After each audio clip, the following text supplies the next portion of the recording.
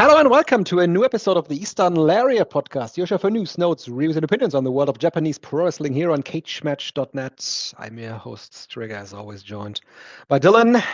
It is episode 326 of the Eastern Lariat. It is the half-year awards, one of the flagship shows of this podcast, actually, Dylan. We've been doing that for quite some time now. And it is always a way to look back at the first 6 months of the year to think about what was great in these first 6 months. And we will have some discussions about that, given this half year that we had in 2026. We have 12 categories that we will be talking about. And of course, the two of us, we couldn't have done that without you, the listeners, because you voted for these 12 categories and you helped tremendously in putting together the awards for this wonderful podcast that we are going to record right now. Yes, Dylan. Absolutely. Definitely one of our favorite shows of the year, as always, with the awards. And the people have come through yet again, as they always do, because you're looking at, it's not just the winners. We have so many awards, so many nominations from so many different companies, so many different countries in the Foreigner Awards, of course. But like the amount of people and the amount of knowledge that our fans have, I say it every time we do these award shows. I don't think you could match up in terms of batting average of the Eastern Lariat listeners and the people that vote on these awards.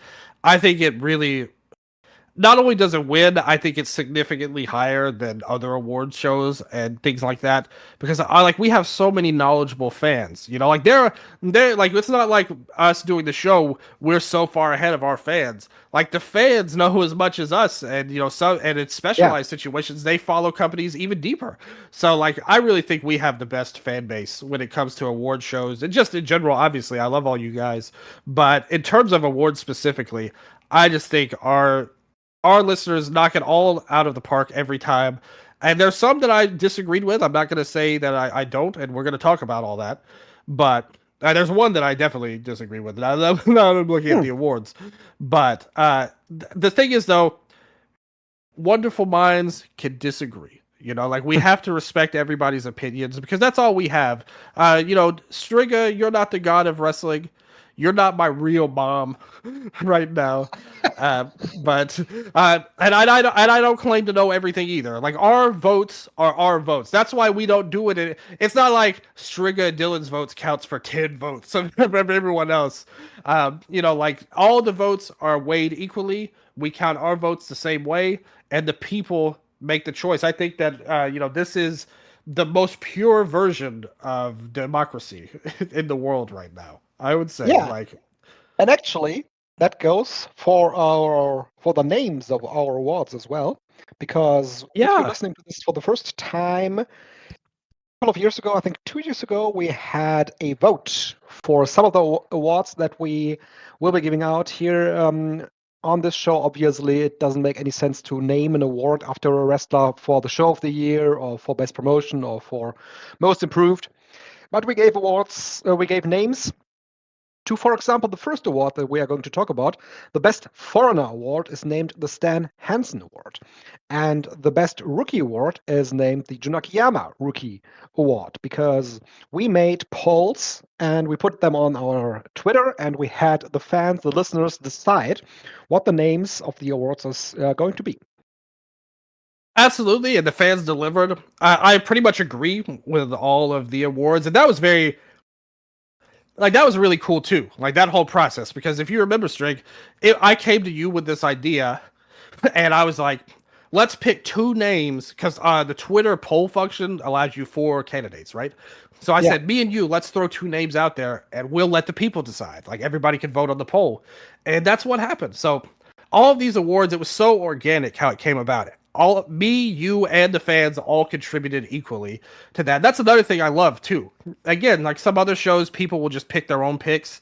And like me and you, we talked about it off the air. One of the things we've always prided ourselves on is we're not gatekeepers. We're not lording over like Japanese pro wrestling and talking about we are the smartest and the greatest. We have our own backgrounds, of course, when it comes to wrestling, but we love this stuff. And the fans love it too. So we're all in this together, truly. And that's why I always say Eastern Lariat family. But I will say this. It would have been stupid if Hansen was not the best foreigner award, because it's part of the namesake of this very show. He had the Western Lariat, and we have the Eastern Lariat. Yes. Why would he not be the one of this namesake of this award? At the end of the day, it makes so much sense, and thankfully everyone came to the right conclusion together. Again, we unanimously decided that this was the right idea, and so it all worked out very well.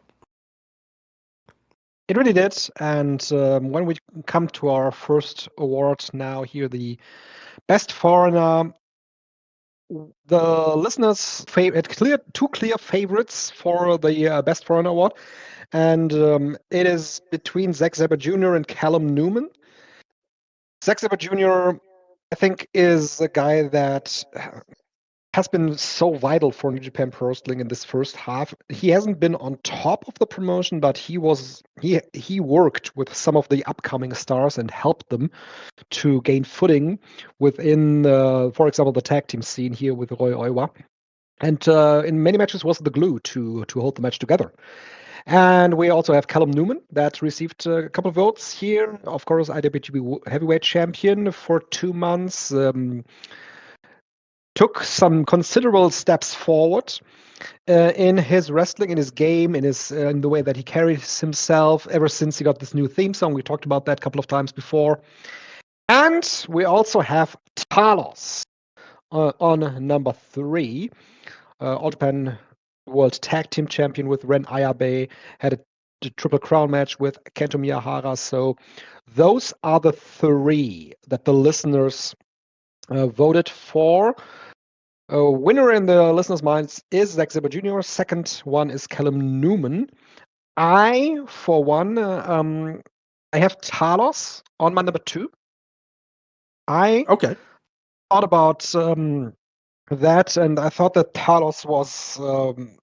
We said it a couple of times. Talos was very vital for Ren Ayabe and the way that he carries himself now. He's since the Champion Carnival, I've seen some singles matches of him in the Champion Carnival. He has been better than before, and I think that Talos is a big part of that. And Talos also had a good title match with Kento Miyahara, was a good big man, or is a good big man for All Japan Pro Wrestling now. Took a step back, is not in the company right now, but was with the company. So Talos on my number 3. My number 2 guy is my fellow countryman Oscar, who is having a good G1 climax right now with New Japan Pro Wrestling. We talked about him off the air a bit, Dylan. He's carrying himself very well as well. He is a dude that, I mean, you have other guys in New Japan Pro Wrestling that are heavy on the power side, but he's also very tall. And so he brings something to the table that not many foreigners in New Japan Pro Wrestling bring to the table these days. He would actually, from his body stature, he would actually fit more with All Japan Pro Wrestling and with the guys that All Japan brings in from the outside, and with the big guys there with the Saitos and stuff. And he had a run with All Japan a couple of years ago, if you remember that. He was with Ayabe and Shuji Ishikawa in a trio back then. And in New Japan Pro Wrestling with Yuto Ice, I think that Oscar played a vital role in creating something out of scratch, basically, because the tag team division was dead in the waters, and their reign really propelled that to a certain level up until they lost the tag team titles to Hinare and Great Okan. So number 2 for me is Oscar, and with my number 1 vote, I mentioned him before and said how vital he was for New Japan Pro Wrestling and for the development of some guys. My number one vote goes to Zack Sabre Jr., which then concludes this vote. Doesn't matter what you do anymore, Dylan, because Zack Sabre Jr. is the winner in this category. The listeners and I ride with him. Nothing wrong with that at all, Strig. I think all of those are great candidates. In fact, I had Oscar and Talos in my top three too. I had Talos, a little bit ahead of Oscar, so we kind of swapped our 2 and 3 there. But I totally agree with all of your points. Let me ask you this, Strig, because we haven't talked since this happened. What's your overall feelings? Because this is a big storyline to Eastern Lariat fans, and I think we all want this resolved, especially me. What was your overall feelings on World Cup at the end? Messi's fall at the end. Well, obviously, since Germany passed out in the first knockout stage, they literally passed out in the first knockout stage. I didn't really follow it too closely anymore, but watched some of the crucial games. I thought that this World Cup, for many reasons, showed you what modern football is about, and it led to me being even less enthusiastic about football than I was before. I tend to follow lower league games much more in the last couple of years, and with the decision making that you saw at the World Cup level, even with Trump's interference allegedly, it was just bad, and it showed you where the powers lie. And even with Argentina making it to the finals, there were some questionable decisions. It was not something that I very much enjoyed. I totally get that. Although I did it, obviously, to me, World Cup died when Mexico went out. Yeah, I see. England bullied Mexico across the field, committed so many fouls, and it was terrible. But besides that, it was fun to see Messi lose at the end. That was my favorite part. But there's another secret storyline here. So congratulations to Spain to win. But there's a secret storyline only you know about, Strigga, and I'm about to reveal to everyone. I started playing FIFA 26, which released for free on PlayStation Plus during World Cup. And who did I insert my custom manager with a Julia Hart-esque witch hat in that I've created myself and given myself a hat as Schalke's manager? Now, of course, Strigga's favorite team. Yes. And so, let me tell you my first move I did. So let's pretend this is all real, and I want to hear your opinions on it, okay? What would you say if your new manager that got hired for Schalke? My first move was to publicly promise all the fans that Schalke would be the first team in history that signed both Messi and Ronaldo to play together on there. Well, now it's not out of the ordinary that Schalke fans make bold statements. But I don't think that anyone ever made a bold statement like that. And as it turned out, Strigga, even in the game, FC 26, they've lost the FIFA sponsorship. It's not FIFA anymore. Yeah. Yes. But as it turns out, that was rendered impossible for Schalke. Like, there was not nearly enough money in our budget for any of that. So instead, I downsized. I signed my new favorite player, the man who led Schalke to the win in Bundesliga, Shin Yamada from Belgium, like in his Leuven, whatever you pronounce that, in his group that he was in, and he came in he went. I think he was on loan from Celtic in Scotland to Leuven, but I signed him nonetheless to Schalke, and this man was a wonderkind in FC 26 when I played. So many goals scored. Everyone went down. Dortmund, no one could stand up to Schalke, no matter how many times I had to restart the match when I started to lose out of frustration. So I just wanted you to know, I did stumble a little bit at first. I couldn't deliver Messi and Ronaldo to Schalke, but through the work of Yamada, we have brought home Bundesliga for Schalke in my game. I love it. And one I day love that it. will come true, I'm sure. So I just wanted to share that with you and all the listeners out there that no one should hire me as their football manager. But nonetheless, in terms of the Hansen Award, very World Cup-esque award here. Uh-huh. I went with, like I said, Oscar and Talos are up there. I went with a man that the fans did vote on here, and he's somebody. We had a lot of great candidates too for this award. Pretty much everybody nominated, I think, has a case of some sort. Yeah. But I went with the guy that was right below Talos in the rankings, just outside of the top three, and he was tied with the world champion Shane Haste. But I think that Dragon Bane and Noah, and occasionally DG, they did there. That stuff, yeah. I think this guy in a company that's dire.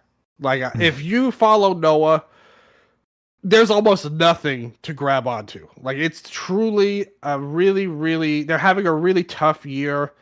The Shane Haste experiment has gone on, and he's tried hard. God bless him, but it's not something that's really ignited the passion of the fan base anywhere in Japan right now, and especially not in Memphis, Tennessee. It did not ignite the fan base. And I love him, but come on. Not at the same time. Dragonbane, though, whether it's in a tag team with Alejandro, the start of the year with with Alpha Wolf, his brother, stuff he's done as a junior heavyweight all throughout the company, I think there's not been a more consistent worker that's literally, I think of all these workers, he's the one, and you could argue Zach. Like, I'm not going to disparage Zach at all. He's had a great year in tag as well. But Bane is the one that I look at and say, this guy is one of the best in the world in his division. And so I have to go with him. I think that's a great choice. Actually, I have to say, before we go any further in any awards, I stopped watching Noah for good for now. Actually, not for good, but for now. Forever! Forever. And I also didn't follow Marigold anymore. It's something that I just had to do because I just couldn't come up with the time to follow as much wrestling anymore. And so I cut out what I didn't really enjoy. So those two companies were the first ones that had to go. So I really couldn't nominate anyone from Pro Wrestling Noah, really. But I think that from what I saw and from what I read, that Dragon Bane is a great choice. We also had votes for Shane Haste, Dylan. What do you think about that? He's worked really hard. He's tried his best to get into shape. He's a lot different than he was a few years ago in New Japan. That's good. I think that putting the title on him was a step, like probably 2 or 3 steps too far. You know, there was no build. He came in May and won the belt, and he's had main events since then. I really liked his match versus Endo. I thought that was a really good defense. But even in that match, the crowd was rallying behind Endo, and more than him, he's not somebody that's really, again, he just doesn't ignite the passion of the fans. And they didn't even put any effort to building him up to it. They just threw him out there and said, hey, you've not been any kind of main name in years. I mean, he was never a true main eventer, but back in the original run of TMDK and Noah, he was a guy that was firmly in the upper mid card and important to the company. I'm not going to deny that, but that was almost, 13 years ago at this point? Yeah. Multiple regime changes, owners and things like that. It's a way different company than back then. And New Japan run, he was terrible. Like, there's he was really terrible. No way around it. Like, his partner was a million times better than he was in New Japan. And he just didn't have a good run. But now he's in here. I again, bless them for doing something different, and good for him that he gets this world title run, which nobody would have dreamed. And I don't even think he's really done anything of note since he left New Japan a year plus ago. So he's in a new role. I don't really understand why, but he's wrestling good enough. But still, though, he came back in May. He had 2 months and really only 2 main matches. Bane was not only did he have a lot more on his plate than Haste did, he wrestled even better. Even though I like Haste wrestling, Bane, check out his match if you've got time. I'll say to you and anybody else, if you've only got one match to watch of his, check him out versus Amakasa. And that's the same show that Haste won the title. He and the undercard beat Amakasa for the title there. That match was fantastic, and then a month later, they had him drop the title to Eita. So that kind of shows you where Noah's at as a company. But his work deserves praise and reward. To me, that means a lot. Zach, I love his year. He's done a great, and I've loved his tag work. But it does feel a little bit like, he had that big match with Oiwa going for the tag belts in January, and he had some good matches in the New Japan Cup too. But it was good, but he never felt like there was nothing that really grabbed me personally on the level of that Bane and Amakasa match. But also, he may be one of these guys. I say it about somebody like, you mentioned Marigold a second ago, but somebody like Iwatani, I always say this about. She, and I think Zach can fall into that category now. It's like these people that are great wrestlers are almost like victims of their own success. These guys having great matches doesn't pop as much as it would for somebody, that maybe because you just expect it from them. When you're at that level, you've been great for all these years. Having great matches doesn't always wow you. So in my heart, Bane stood out more. But I think Zach's a fine pick. I don't have any real issue with it at all. Good stuff, yeah. Some other choices for the listeners. Bolton Oleg, Dylan. I think if he continues to wrestle like he does in the G1 Climax, I think he has a good case for the year-end awards in this category. But as of right now, I didn't really consider him, mostly because in the first couple of months, except for the run in the New Japan Cup, he really didn't do anything in his singles role. He did stuff in the trios role, but he also was out for 2 months, so I really couldn't vote for him. Another one that I would want to shout out here is Sangre Azteca Jr. I think he's doing good work in Michinoku Pro Wrestling. Michinoku Pro is, as a company, they kind of revitalized with some guys from the outside. They had El Hijo del El Hijo del Pantera Jr. Yeah. They had El Hijo del Pantera Jr. And Sangre Azteca Jr. coming in from Mexico. They had Mirai coming in. They also have Tsunago Sato as a good rookie guy, and another rookie will be debuting shortly, I think. So good stuff for Michinoku Pro. Sangre Azteca Jr., good stuff, and he won the Tokyo Junior Heavyweight Championship just recently. So I can see that vote. Oh, someone that I want to mention too is Balian Aki. Balian Aki, he has been so important for Tokyo Pro Wrestling, not only as a wrestler. His match with Mei Suruga was one of the best matches of the first half year, I thought. But he also is very important when it comes to commentary and to just bring across Japanese pro wrestling to an English-speaking audience. So him getting a vote was really good too, and it brought the attention to him because he always flies under the radar. Yeah, absolutely. And like I said, this is another one of those awards. You've got so many companies represented. New Japan, All Japan, Noah, Choco Pro. You had Michinoku Pro, you mentioned, TJP with Kira Summer got a vote in there. So, you've got a lot going on here.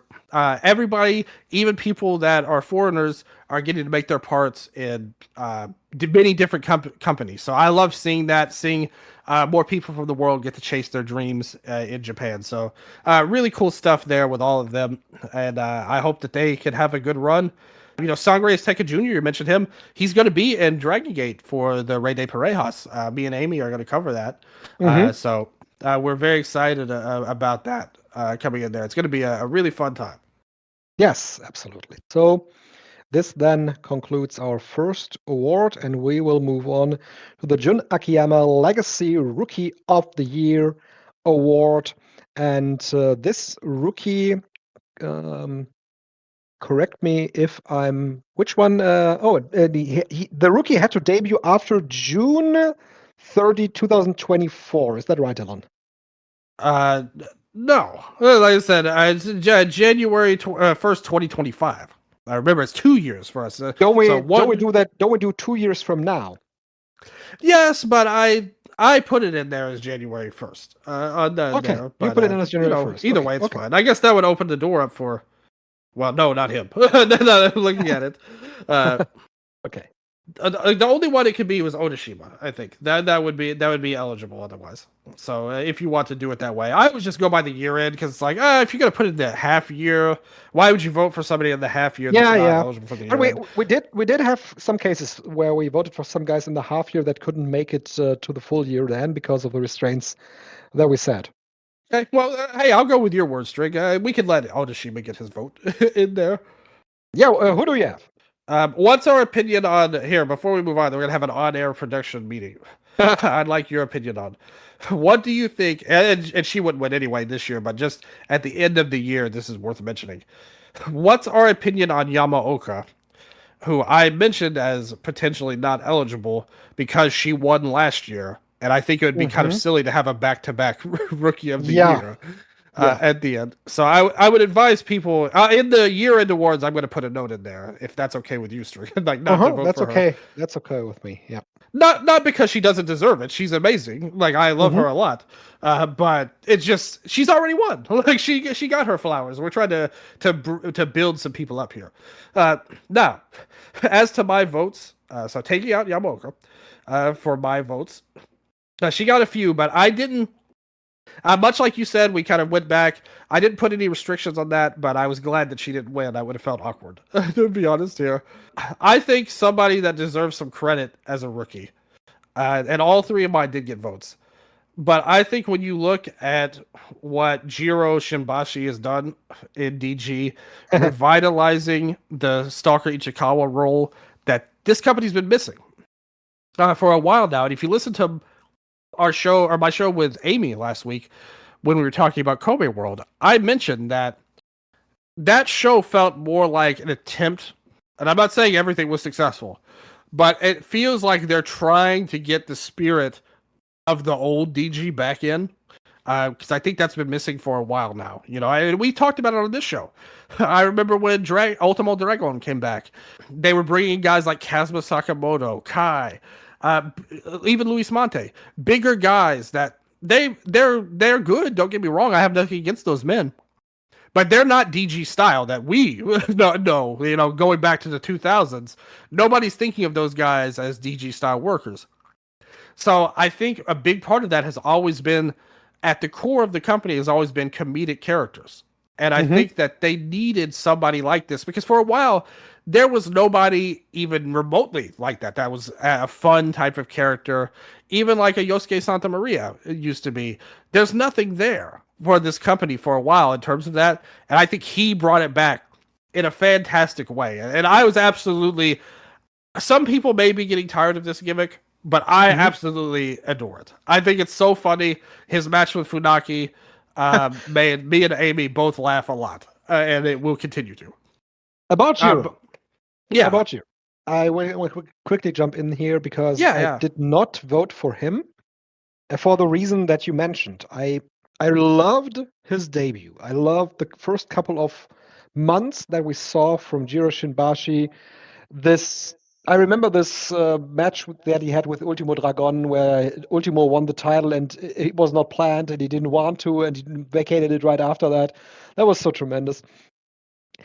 I think that for the last couple of months, and that is a symptom of Dragon Gate as a whole, I think the gimmick became stale. There was really no development. And after he wrestled a lot of guys, the act, in my opinion, continued to replicate in many ways, which is why I didn't really vote for him. The match that he had with Masukatsu Funaki, if they had done more matches like that, where they go out of the box, and matches like with Alexander Otska, for example, too, where they do different stuff, and they could also do different stuff with the core Dragon Gate roster, I would have voted for him as well, but I got a little tired of his act. That's fair. I know the Open the Voice Gate guys share your sentiment. There's still juice with Jiro to me. There's still juice, definitely, I think yes. My second place would be another DG guy in Kazuma Kimura, who looks like he's about to get a push. Coming in there, teaming with Homare and the Rey de Parejas. It feels like he's on the move. They hand selected him with Tanaka's new faction. He's great. He has a lot of fire. Yes. He has a great look, and I think he's got a great future ahead of him. Should they use him right? But to me, the rookie of the year, I mentioned her on the last show that we did, that I wanted people to check out because I think she was going to get underrated. The votes was interesting because Seedling got like this big run early on of people. Like a Yeah. lot of Yeah. Seedling people showed up to vote for some things, and she was one of the ones that benefited. But Celine Masora, to me, uh, she is fantastic, and she's somebody that's in a promotion that is not getting a lot of coverage or anything like that. Even in Japan, they're on the smaller end for sure. But she's somebody that's made everything the best it can be. You know, like every single match she's in, and she's done it in different types too. Like it's not just one style of wrestling she's done. She's somebody that if you look at her run this year, she's had matches like with Makoto, which was more like a brawl, and I think I had shouted that out. She has this wonderful feud. If there was a best feud award, which we used to have when their feuds were more prominent, but her and Honori Hana had one of the best ones. Some of it was built on technique and speed. Some of it was built on emotion and brawling and things like that. She's done more comedic stuff like with Unagi Sayaka. You know, she can do a little bit of everything. And I think that she is somebody that's going to be not just a player, but I think she has potential to be like one of the most in demand Joshi wrestlers wherever she goes eventually. And she's still super young. She's just awesome. And I think that she's going to be great. Yeah. Yeah. So I completely agree with the first two picks that you had with number one, Celine Misora, and number two, Kazuma Kimura. I don't have much to add to Misora, only that her existence as a pro wrestler made me watch more seat ring shows this year than any year before. So by the end of the year, I will have watched more seat ring shows this year than any year before, just because of her matches. And I checked out those specifically after you mentioned her to me when we last talked. Watched those matches that you mentioned. Tremendous rookie, and like you said, she has so much potential to make it even further. Kazuma Kimura has been one of the few shining lights in this first 6 months of Dragon Gate, and he is with the other shining light now in the stable with Ryoga Tanaka. Debuted 1 year ago, almost 1 year ago, and right from the get-go, he didn't really have it easy because he was tossed around from unit to unit. I remember when Shun Skywalker seemingly wanted to add him and then just dropped him off. Now he is with Tanaka and Homare, hopefully with a steady unit now, because that's what he needs to even further develop in this promotion. So, yeah, really high on him. My number 3 vote went to a guy that I also talked about when we last recorded, I think. We talked about him. We talked about Hio Ogawa from Uptown. I really like the guy. I think the guy not only is already very good in at the in-ring aspect of pro wrestling, but he also has a great gimmick with a punch perm, and he also knows how to carry himself when it comes to connecting to the audience. So whenever he pops up, I really like the guy. He tours around the country, went to Kyushu Pro Wrestling 2 for the anniversary show, works All Japan, works Uptown, works everywhere he needs to go. So my number 3 vote goes to Hio Ogawa. I think if we had a best hair award, he would be the top nominee for sure. I like him a lot too. I think he's got a ton of upside. I don't know how they discovered him in Uptown, but God bless him. God bless them. Yeah, another one that wanted to talk about with you was Tatsuya Matsumoto from New Japan Pro Wrestling. I think from the rookies that New Japan have, I like him the most. I think he has a mean streak about him that few other young lions have, especially right now. That will eventually, when he will make it to past the young lion level, contribute for him to make it further than some others from his generation. He's very good. I like him a lot. He's often on the undercard, like the opening matches with some power guys like a Goto or something like that. Doing these tag matches. That was very I early on added to the Go to Revolutionary Army. Yeah. So I think that they see a lot in him, and I think he's going to be a guy that we're looking at 5-6 years from now, and he's somebody that I think will eventually work his way up to the main event because I really like his attitude. The look is great. I think he's a really talented wrestler for sure. And I mean, that's one of the underrated things. Say what you want about New Japan, and I've definitely said a lot about them myself. But I think this crop of rookies they've got going right now, whether it's him, the guy, like the young lions and stuff like that, these guys that they have are really talented. I think they've got a really great crop of people. Even like Murashima, they've got all kinds of people that could do big Murashima things. is in Europe right now. Yep. Yeah. See, so you're going to see these guys do great things in the future, and we just hope that the booking can stay with them. Yeah. Others, Dylan, from New Japan Pro Wrestling, we had some votes for Aaron Wolf. And I've said my piece on Aaron Wolf the last time we talked about New Japan Pro Wrestling.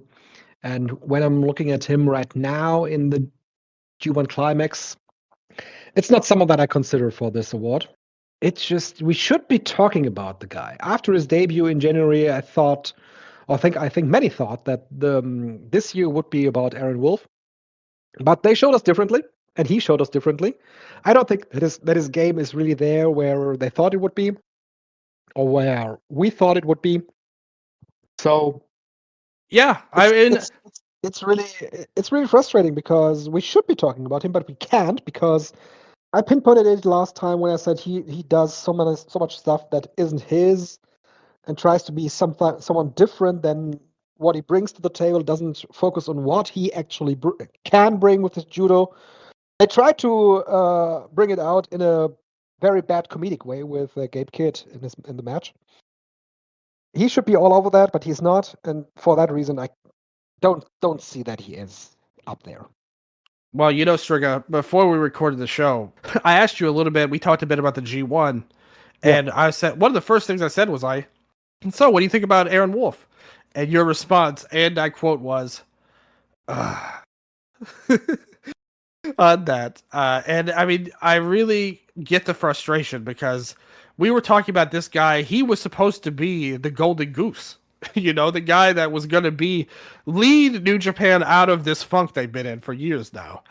And it just hasn't come to pass. My expectations have been adjusted on him. I think it ended when he lost the first time, a month after his debut. But especially when he lost to Fale, like that ended any hope for him, for me, at least for this kind of award, because it showed you what they thought of him. Like, it's clear they don't view him as a star, and they don't want him to be a star, or you wouldn't put him in a feud with Fale. At the end of the day, that's not helpful to him as a worker or in any way whatsoever. You're doing it because that's where you're slotting him. And hopefully this G1 run, he could show more, and maybe by the end of the year, we look back at him. But the half year, he wasn't even in my consideration at all. He had, if you're going to judge it based on, like, if your only category that you're really valuing the most is star power, I guess you could say he's like the highest push person of these people that, have been nominated. But otherwise, no. Like, it's purely a kayfabe things, I think, because he's not any kind of draw. His star power's gone way down. I would say he's like since the start of the year. And the wrestling, he didn't get a chance to show it the first half. He's getting a chance now, and hopefully it pays off. But, it's very disappointing. I had much, much higher expectations heading into the year. Yeah. Is there anyone else that you want to talk about here? No. Who do you think won? Or who was your number one pick? My number one pick was Celine Misura, like yours. Oh, okay, great. Why was it not Konosuke Takeshita? Because Konosuke Takeshita debuted in 2012 or something like that. Well, some people say he's a rookie. I have proof of that based on the votes. This is not a lie. But that was very funny. Actually, I do have to say. But all the ones that were nominated were pretty good. I have to say. Maybe Dylan. Yeah. Maybe this is a super brain or galaxy brain attempt at dissing Konosuke Takeshita because he submitted to the Young Lion finisher in the main event of the Tokyo Dome. And that's true. Once you submit to the crab hold, you are now a rookie. No matter who you are. Yes. Yes, those are the rules. And by that judgment, yes, he was a good vote. To everyone else, no, he was not. But yes, so our pick, we agreed. The fans agreed. It's a unanimous decision. Here, Celine Masur wins, and very good stuff for that. Yes. From there on, we go to the most improved. Always a very hard-fought category because a very subjective one.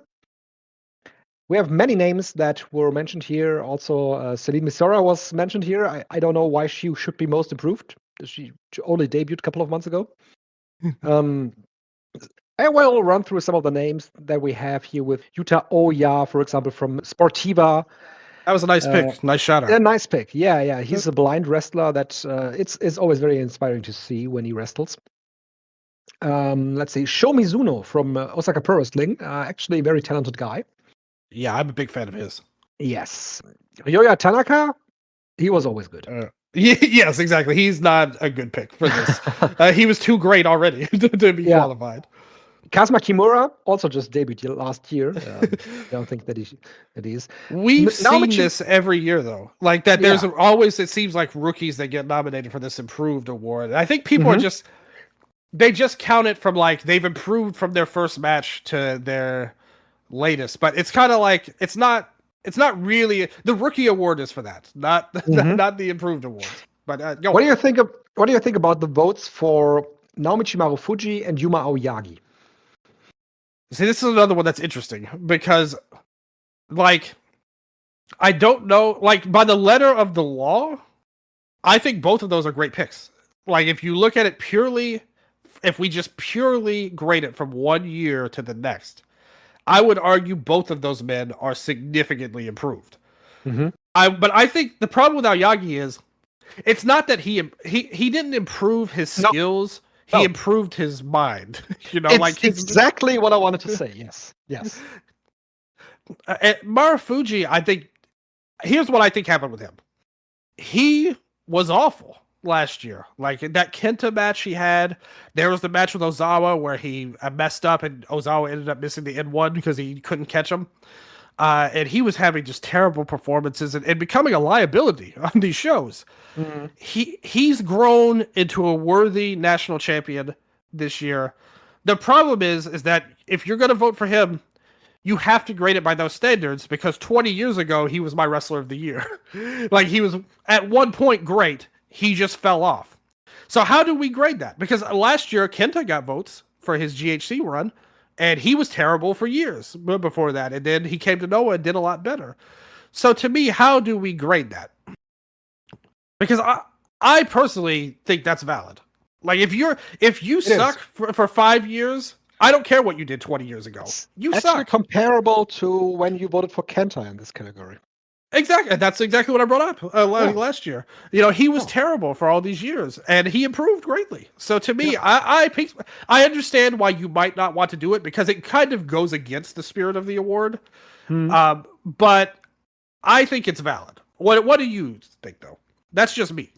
I think in both cases with Yuma Aoyagi and Naomichi Marufuji, I think you laid it out exactly right. I would have said the same about Aoyagi, and I can see where you're coming from with Marufuji. I much like last year when you voted for Kenta, it's not something that I consider actually because coming out from such a low point and getting back to a mediocre point, it's not something that I would value here. But I understand it too.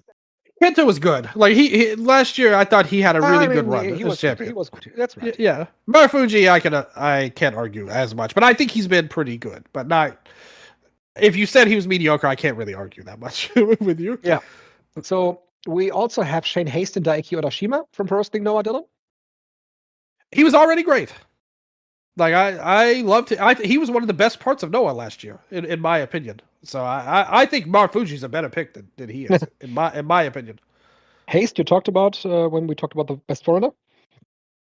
I mean, he was improved. Like, if you compare him to what he's been doing to New Japan, then by the same rules as Marufuji, I used to think he was good like 10 years ago or whatever, but like the last few years he's been bad. So to me, how much do you weigh the past with this award? Yeah. That's exactly it. So we have 2 picks from the listeners. Number 2 is Callum Newman, and number 1 for the listeners is Shota Umino. I actually don't have either guy in my picks. Like I said, it's very subjective. I thought that Newman's improvement came last year after he was propelled to the level that he suddenly had to wrestle for the IWGP World Heavyweight Championship back then with Goto. I thought it clicked with him then, and he became much better than he was before in the ring, and you can say that he improved in the way that he carried himself. Shota Umino, yes, I can see that, but I also think that much of his improvement came in 2025 after his horrible main event in the Tokyo Dome. So my 3 choices for most improved are on number 3, Shota Kofuji. I think that when he came into All Japan Pro Wrestling, he was a very unpolished rookie coming from what's the promotion's name? Osaka Style Wrestling. That's where he debuted and made his first steps in the ring. And his first steps with All Japan Pro Wrestling were very much on the rookie level and doing lots of basics and good basics that he had from his training. But ever since that, he wrestled more and more guys in All Japan Pro Wrestling, and you can say that is a testament to what All Japan did this first couple of months. He became so much better, and I think the culmination of that was, I know that's not an eligible choice for the match of the year, but it showed, was the All Asia tag match that he just had at the most recent Kurikan Hall show for All Japan Pro Wrestling, where he was so great, and he now has adopted a Styles Clash to his game that looks tremendous. I thought he improved very much so. Even that match they had to set up the All Asia match, the one with Yano and Aoyagi, that was a great match. That is right. That is right. That I saw too. Yes. Yeah, that was eligible. Yeah, so he's killing it. I agree with everything you said. By the way, that was a great pick. My number 2 pick for most improved is Junta Miyawaki. I think that he gained a lot. Pick. He gained a lot from transferring over to DDT. He was just treading water in Pro Wrestling Noah. They tried with him, but only half-hearted. But him going to DDT and him teaming or siding with Shinya Aoki, that unlocked a completely new level for Yuta Miyawaki, not being the funny, high-flying guy, but he also showed that he has a great ground game. So Yuta Miyawaki, my number 2. And my number 1 pick for most improved for this year, when I just think about this year and where the guy was in 25 and how I thought about him in 25, is Rohei Oiwa. And it also shows right now in the G1 Climax. I think he has had some great matches there. And you can see it that in the matches that he had, the crowd is very much behind the guy. He got chance where he didn't get great reactions last year when he did have some singles matches. But now he is at a point where he made it past the tag team with Zack Sabre Jr., had great matches there as well that helped him. And now in the G1, he profits from the first 6 months and his development there. And I can see what I saw in him when he was in Pro Wrestling Noah and wrestling Kaito Kiyomiya back then. Okay, those are good picks. And I will say, his match with Kaito, that was like a match of the year level match that year. I thought that was a fantastic match on there. So he's been a little inconsistent though in New Japan, I do have to say. And he's getting the chance to show more this year in the G1. I think he's really putting it together. Thanks to, we spoke about him earlier with Zach, your pick for a Stan Hansen award. He helped Oiwa a lot, I think, forming this tag team with him. So really no issue with those picks. As for mine, I would go with Lady C in Stardom. I think that she's come a long way from really her whole run in Stardom up to this point. Now they really unlocked something with her team thanks to Ami Sourei and the great Hina, their Dream Trine team. They lost the artist titles in a way that a lot of people weren't too happy with because they were having a fantastic run. And her early returns in the 5 stars great too. So, she's really grown a lot. And I think she's somebody that went from the bottom of the roster, much like Hanako for her. People that have really grown a lot. Both of those are great picks, in my opinion. Shout out to Hanako as well as Lady C. My number 2 would be Yoshiki Kato in Dragon Gate. Oh, that's a great pick too. Yeah, and he's a guy that I've always liked. And remember when he debuted with Nagano? I caught my vibe on them, my scope on them was like, Nagano is going to be the good worker, and Kato is going to be the guy they push as a star. And he's really grown a lot in this team with Ishin. They've had a lot of success throughout their tag team run in both All Japan and DG. And they found their calling as the wonderful Amy told us last week, the Bulk and Skull of pro wrestling for their tag team in Dragon Gate. Just like heels, but lovable ones. And remember their match in All Japan with Atsuki and Hayato. That match was so freaking good. And they played that role so perfect. They're great, true shit-stirring agents of chaos type of heels. So I've got a lot of love for Kato. But number 1, the choice has to be Marufuji. No, I'm just kidding. Yes. but I do think he has improved, to be fair. I really do think that was a good pick. But for me, there's one person that came to mind right away. It has to be the Gooch. STRIGGA. The Gooch! Yes. Yeah, the Gooch has to be the man. Listen, remember that big match he had with Yamato last year for the Brave Gate, like right before everyone loved that match this year, and I came across this one from last year. Yeah. Yeah, and everyone loved that match. Like, all my friends and Sandre, shout out to Sandre getting back into wrestling after all these months, too. Now we love that. But all these people were telling me, oh, Dylan, this was the match of the year. It was amazing. Yanaguchi, this is amazing. And me and you, we talked. We didn't like that match that much. Mm-hmm. Like, we don't think it accomplished much of anything. And I just remember this whole time, this guy, I just felt like, he's a talented guy.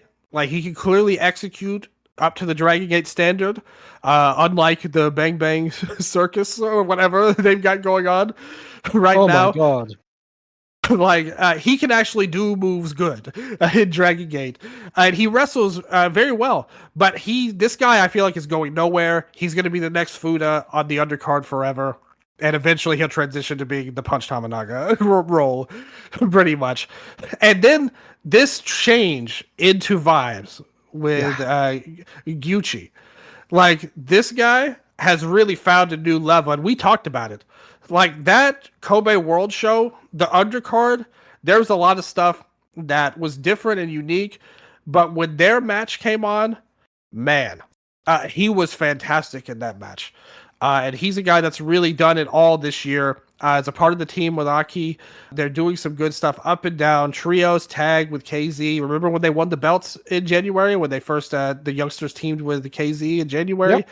And he was the standout guy, like, not Aki. I thought Aki struggled at first. He's gotten better, but I think once the Gooch hit, he was ready. And I think this guy has really taken a big step forward. And he didn't even get any votes for this. So I do have to go sideways from the listeners on this one. They missed him on this one. The Gooch is my guy for most improved.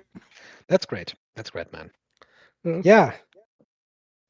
It's the match, the Dragon Gate match at World really was great. So yeah, we in the end up with the listeners getting the edge because none of us, Dylan, voted for anyone that the listeners voted for. Oops. But Shoto Umino then came through, and I understand that because he gained a position that he didn't have before as a singles champion in New Japan Pro Wrestling, so I can see that. But isn't it weird with him that I think the key Yeah. to this vote is that the thing that helped him improve in everybody's eyes is that he was de-pushed. Yeah. Like the fact that he was pushed less made people like him more on here, and that's what really helped unlock him. But I have to say, I really liked him and Wei Mura as a tag team, and those are guys that I've struggled to connect with as singles guys. But I thought they were magical together as a team, and I wish that they had stuck together a little bit longer. And who knows, maybe they'll find their way. It's not like they broke up or anything, but maybe they'll find their way back, and maybe they'll have a rivalry or anything like that. But I think Umino, he did very well, and he didn't come across as much of a loser as last year. You know, remember when he came out with the white pants and the shaved head and all that stuff? Like, it wasn't really clicking. No, because it was half-assed. Like yeah, exactly. In Japan is half-assed. It's just what yeah. it is. And at least now he's his full self again rather than that. And they're not pushing him to the main event. And who knows? I mean, maybe they would have in the G1, but that's not going to happen now. And at least in the first half of the year, yeah, he got the belt, but then he lost it right away. Pretty much. Like, they didn't really do anything with him. And I think that's the key that helped people like him. What did you think about the match that he had with Gabe Kidd? I didn't like it, but I think Kidd is, like, unwatchable almost for me. Like, he's one of my least favorite people in New Japan. I actually liked it to the point where Shota Umino lost the match, because this match was a perfect setup for Umino to actually beat Gabe Kidd. I thought that I don't like what Gabe Kidd does in the G1 Climax. I think it's just not... It's just so on the nose and so over comical what he does. But here in this match, I thought it was perfect. The way that he antagonized Hiroshi Tanahashi in the match, and Shota Umino should have been the one to actually defeat him because of that, but they didn't do that. So I like this match. It's funny you bring that up, because this is something I missed on the last when we talked about Dominion. I wanted to bring this up, and I want to bring it up now since you brought it up again. I'm not a fan of how involved Tanahashi is in some of these matches. Like, especially at Dominion. Yes, the kid stuff is what it is. But remember, at Dominion, he bumped for show, of all people. In my opinion, somebody knocking down Tanahashi is like a huge spot. Like a main event level spot. And instead, it's like, it keeps happening with these guys like Show and Kid who are not, they're not at the level that this is going to make sense. So I wish that he would, like, hold that off until it's vitally important. Somebody laying him out should be, like I said, a game-changing deal. The whole crowd should gasp. And instead, it's kind of like a throwaway spot in these matches. Yeah, but that's kind of the deal with lots of spots that they do in New Japan matches. When you look at the G1 Climax, there are so many matches where they go to the outside and go to the chairs, and it's just almost unwatchable at certain points. But it's not only New Japan; it's other companies as well. When they find out and when there is a spot, then there's a new spot. These companies will do it to death. That's just the truth of it. You're right, but Umino, I hope that he can come back and he can keep up the momentum he had. So, it's not like he wouldn't be my number one pick, but I don't think he's a bad choice just for the aesthetic reasons. Not necessarily that he's improved as a wrestler per se, but more so the things surrounding that. Kind of like we mentioned with Yuma, like, he didn't improve it as a wrestler. He just improved everything around that to where he could show it again. Yeah. All right. Anyone else you wanted to talk about here? There was a lot of good picks. Like you said, this is the kind of the most subjective of all the awards, I would say. So I liked all the picks that they had. There were some that I think didn't improve that much. We mentioned Tanaka. Go, I think, is, he improved his health. Like, the fact that he wrestles more means he looks great, but he never was bad to me. I always liked his run. I thought Brass Knuckles June was a fun pick. I've been getting to Glade lately. Like, Glade, I think, is a lot of fun. Yeah, that T-Hawk and Lindemann match at the start of the month at their anniversary show, I thought was really good. The whole show I thought was really watchable. Like, it was a really fun show, and like, I don't want to go crazy and put Glate way over. But I like a Let's lot not. of their shows. I like a lot of their shows though. I don't think they have much of a future growing or anything like that. And he just left, by the way. June Tancho. He just left the company. I don't know where he's going to Wow. end up. He announced that he was June going Tancho freelance. left the company. I see. Okay. He's a guy I'd roll the dice on. If I was a bigger company, if I was a junior heavyweight, like I think he's got something to him. He was a great prospect in Wrestle One. I mean, that was years ago now, but I hope he gets a look somewhere. I think he deserves it. So I like those good. And like we mentioned, Oya, that was a great pick. So like I like these under the radar type of people. Sakura Hattori, I think is really with the new gimmick as well. That was a good pick. A lot of the people here are good. So yeah, good stuff there. Shout out to the listeners. Shout out to Shota Umino. Congratulations. Yes, absolutely. So from there on, we go to the best promotion pick, and that was really tough for me because as a fan that only watches the big Stardom shows and the Hurricanes that come up, there is no question to me that once again Stardom is the promotion of the year. But it's mostly because the competition has been so bad in many ways. Yeah. The one competition that Stardom really had in my mind was All Japan Pro Wrestling. And think about it, Dylan. At the beginning of the year, we said it last time, we were really not thinking that this would be anything that we would discuss for the half-year awards. But All Japan Pro Wrestling, with Kento Miyahara's reign and with the developments that they had in their other divisions, they really became a company that was more watchable than any other company and delivered great Korakuen shows. Yeah, I think they're the company that I think I've personally enjoyed the most of anyone, like All Japan. I think so too. I think if you're just going by what I like to watch, that show last month was so great, and I think they've really kept up the momentum heading away from that too. And I think that they've been good. I said it. Look at the thumbnail on our YouTube video for our Carnival final review show. I said best Carnival in years. Like that was the headline, and I think they've done a lot right in terms of their in-ring product. I think they've done a lot of great things outside the ring too, with Anzai specifically in the Bachelorette. But I thought the interview that the president gave was really good, where he was running down some of the things that's happened. I think they've definitely turned things around. If there was a most improved promotion, I would 100% go for that. Let's not forget though that they also brought back Yasuda Kayano, which is a big blemish on the first half year for All Japan Pro Wrestling in the perception of many fans. Absolutely, especially Western fans. Obviously that's always going to be a black mark for them.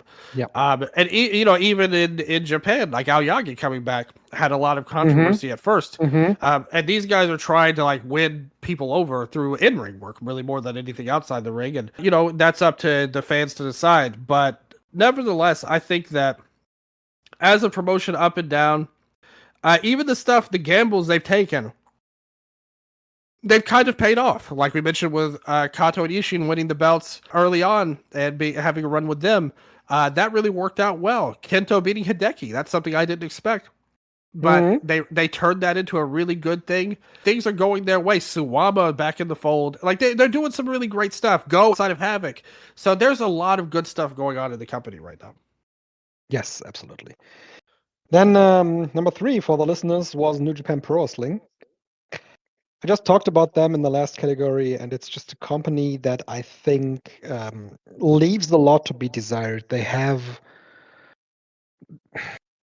I said it with who did I say it? Which was half-assed. Omino. Lots of the stuff that they do is just not, I think, well thought out. It's just stuff is half-assed. Stuff is not done to the end, to the extent it could have been. Shota Umino is a very good example of that. Then we have just the way they booked Aaron Wolf in the first half of the year. It's just nothing that I really enjoyed. we see now that the attendances for the G1 shows, you said it to me off the air, Dylan, are approximately the same as they were last year, which is good given the fact that their biggest star is now gone with Hiroshi Tanahashi, and we know what happened to Pro Wrestling Noah when Keiji Muto left. They had this incredible house in the Tokyo Dome, and then their attendances went way down, which isn't the case for New Japan Pro Wrestling. They are not where they used to be, of course, when New Japan was at its hottest, and they couldn't, but they are also not terrible. So there is interest in New Japan Pro Wrestling, and New Japan Pro Wrestling definitely is one of the companies that should be considered for this award, but just not for my liking.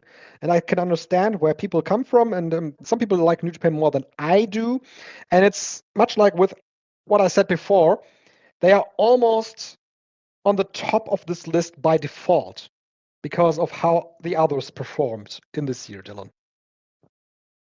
I have to say, out of every single promotion listed here, New Japan to me is the one that's the hardest to watch. Like more often than not. Like, and even Noah. Like, I know you don't watch him and all that, but if you put a gun to my head, I usually would rather watch Noah than New Japan. Like, I think that New Japan's had a really rough go of things. Like, in pretty much every single way. I think the wrestling is not where it should be. That Best as a Super Juniors tournament was really bad, in my opinion. Like, one of the worst I can remember seeing. The booking has been atrocious. Like, we spoke about Aaron Wolf before, but Tsuji suffered too. And some people, even former presidents of the company that sold the company off, may not have liked all of his promos.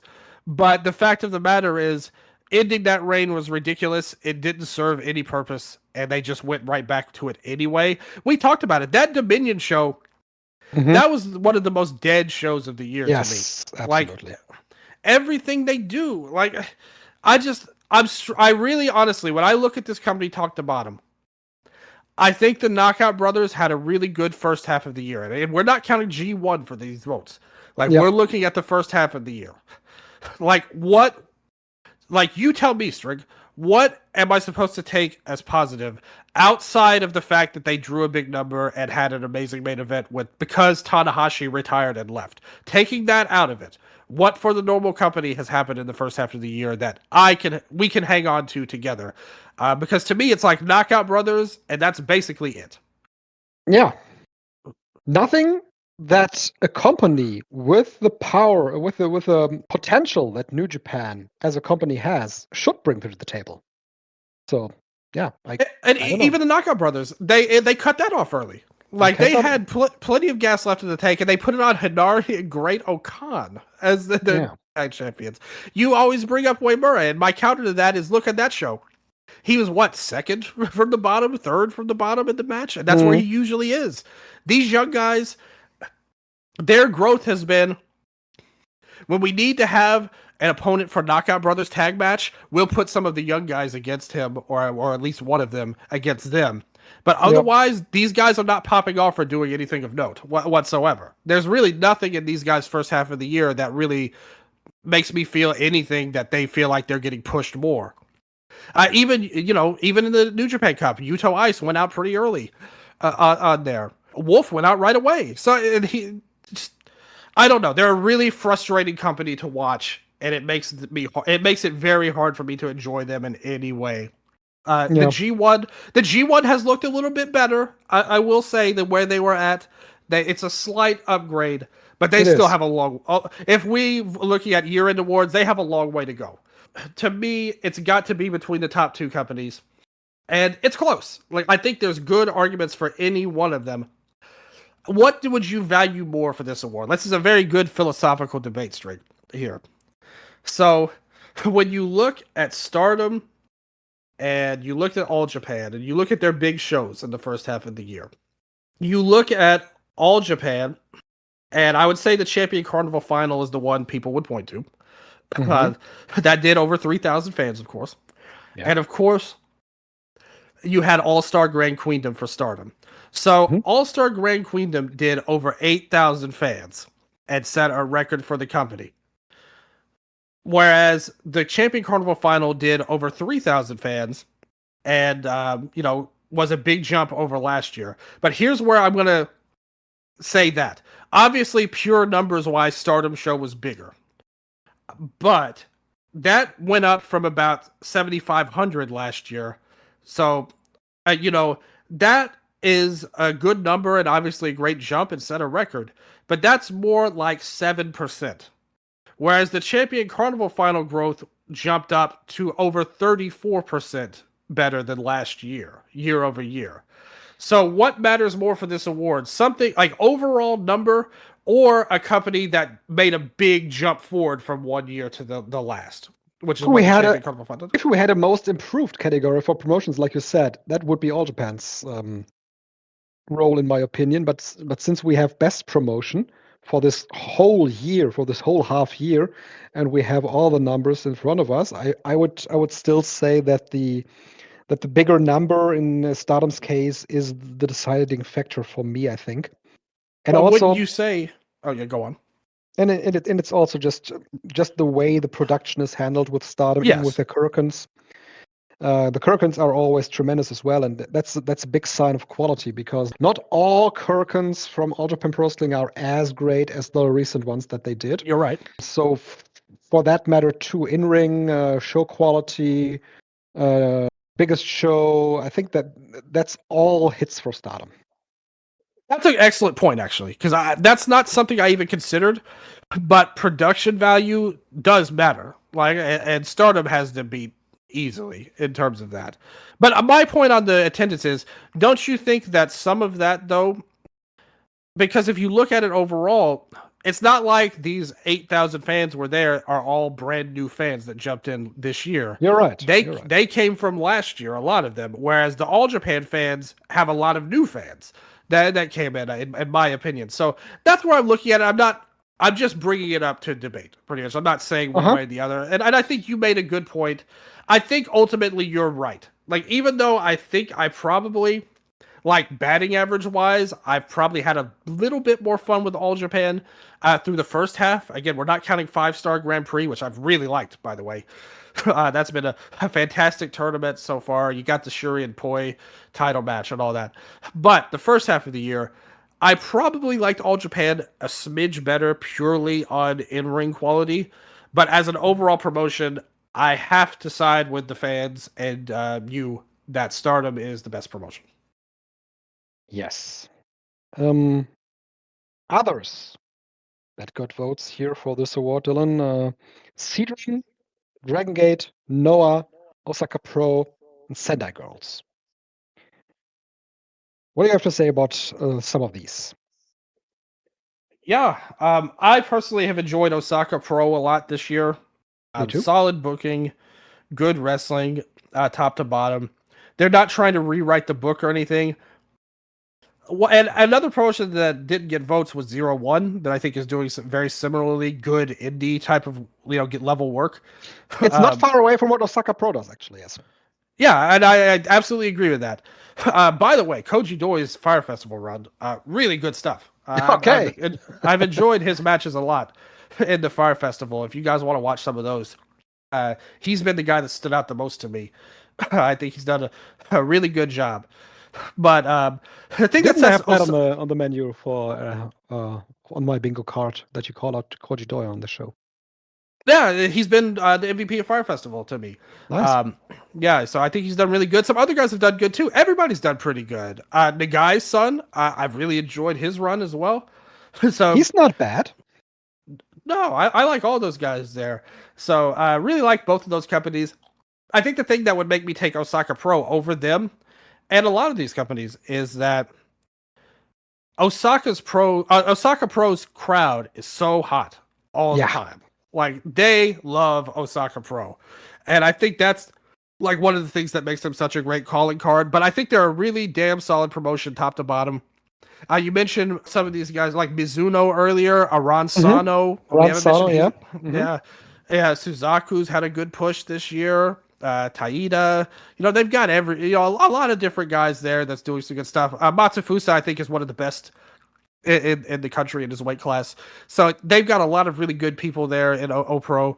And also, too, one thing that helps for me, and this applies to 0-1, especially for 0-1 for me, but on a personal level, these promotions have good nostalgic value to me because they were what I liked when I first got into Japanese wrestling, and things were more like, it was more like the Wild West. O-Pro and 0-1 were two of my favorites.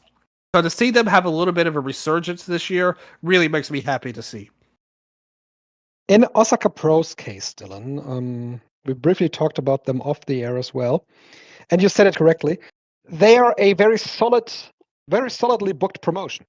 They don't do anything that is really that out of the ordinary, but they do it well. They have a very steady and very clear path where they want to go with Shomizuno and with Aaron Sano, for example. And with Suzaku, for that matter, won the tournament and then won the junior heavyweight title for them. Matsufusa, one of the best guys on the indie scene. They don't do anything really that is very special. But this year, it seems like that Osaka Pro is one of those special places because they just run their promotion correctly, and others just don't. Because there would have been, in the last couple of years, there wouldn't have been any year in which Dragon Gate and Osaka Pro got the same number of votes for best promotion. Dragon Gate was always very high up on the best promotion vote. But they are not, because of all the turmoil and all the bad decision making that they did in the first half of 2026.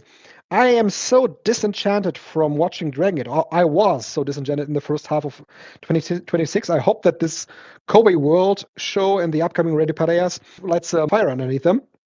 But the first half was really dreading. I was dreading the first half, mainly because of the title reign that Madoka Kikuta had. I talked about Jiro that I enjoy, but I thought he also became a bit stale.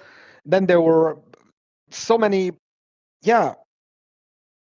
questionable decisions with Jackie and Rita being tag team champions and losing all the time. Homari losing all the time up until that was terrible. The challenge they made against Tanaka for the Brave Gate. So much bad booking that it became just terrible. And personally, no, I don't want to talk. I don't need to talk about them anymore. I've said my piece on them. So for me, for my personal liking, I said it. I have Stardom and All Japan Pro Wrestling on top of the best promotions. And when I'm looking at what I liked in the first half of 2026 and what also got some modest growth, I want to say it is Sendai Girls on my number 3. I think Chihiro Hashimoto is a great ambassador for them. They are coming to Germany with Hashimoto spearheading that with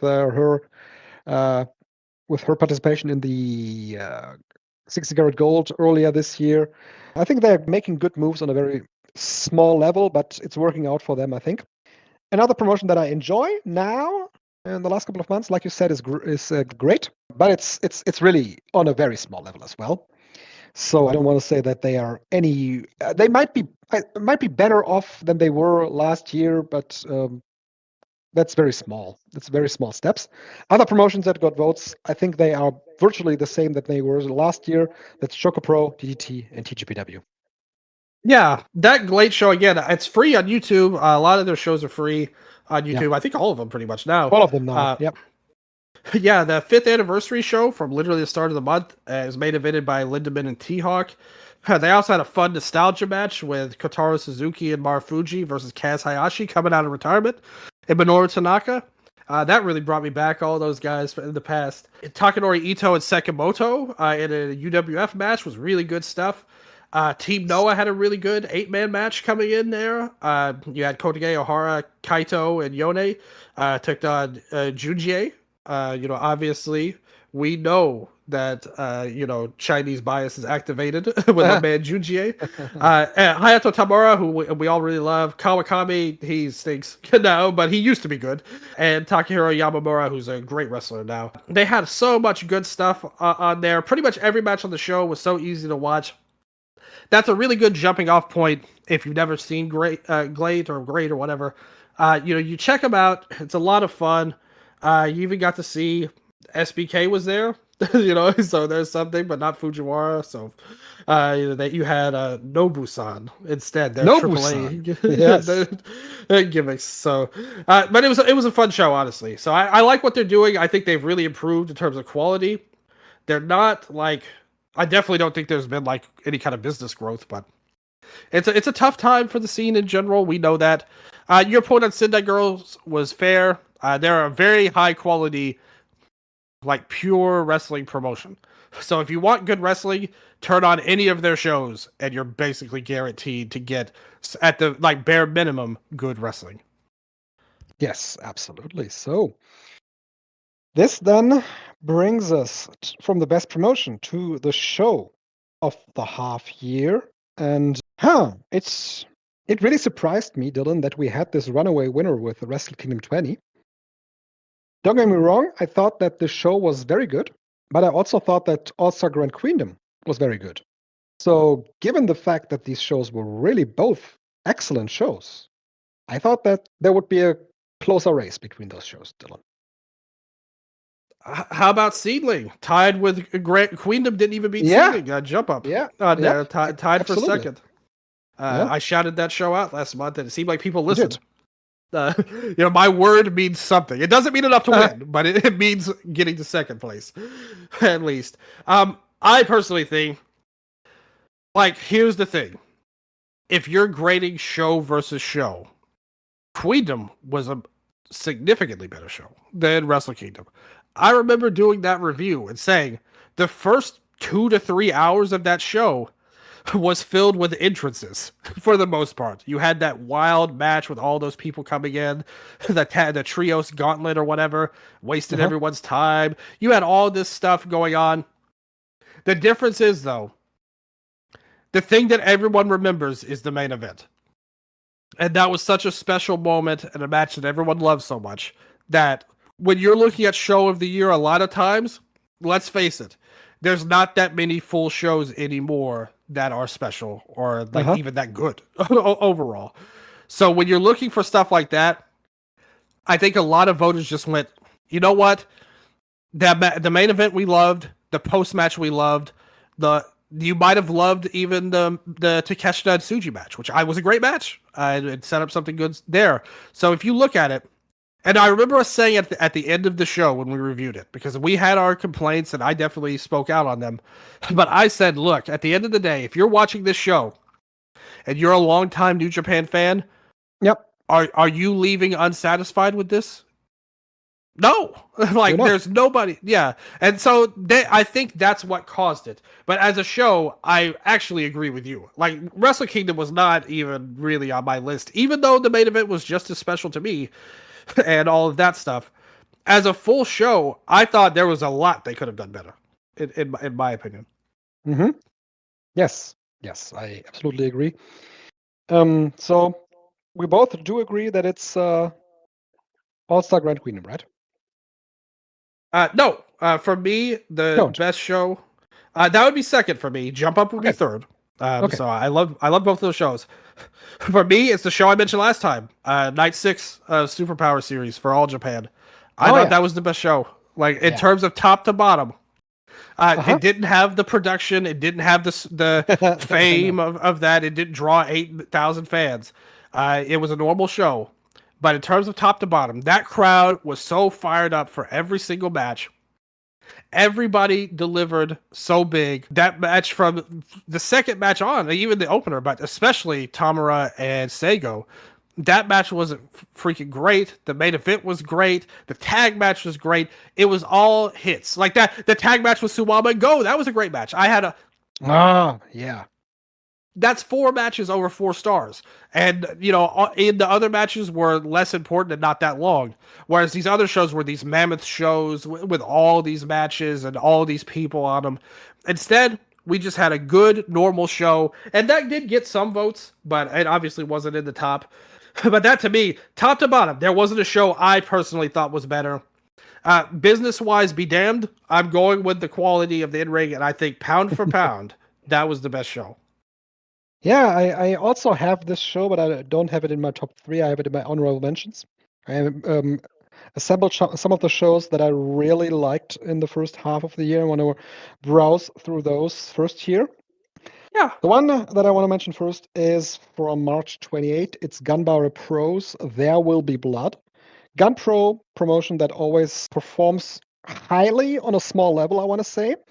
This show had a #1 contendership tournament for the Spirit of Gunbar Pro Championship. In the main event of that show, we saw Psycho go against Keisuke Ishii in a great match, I thought. Okay. We also Yeah. had Rin versus Yuri in one of Rin's final matches in her career.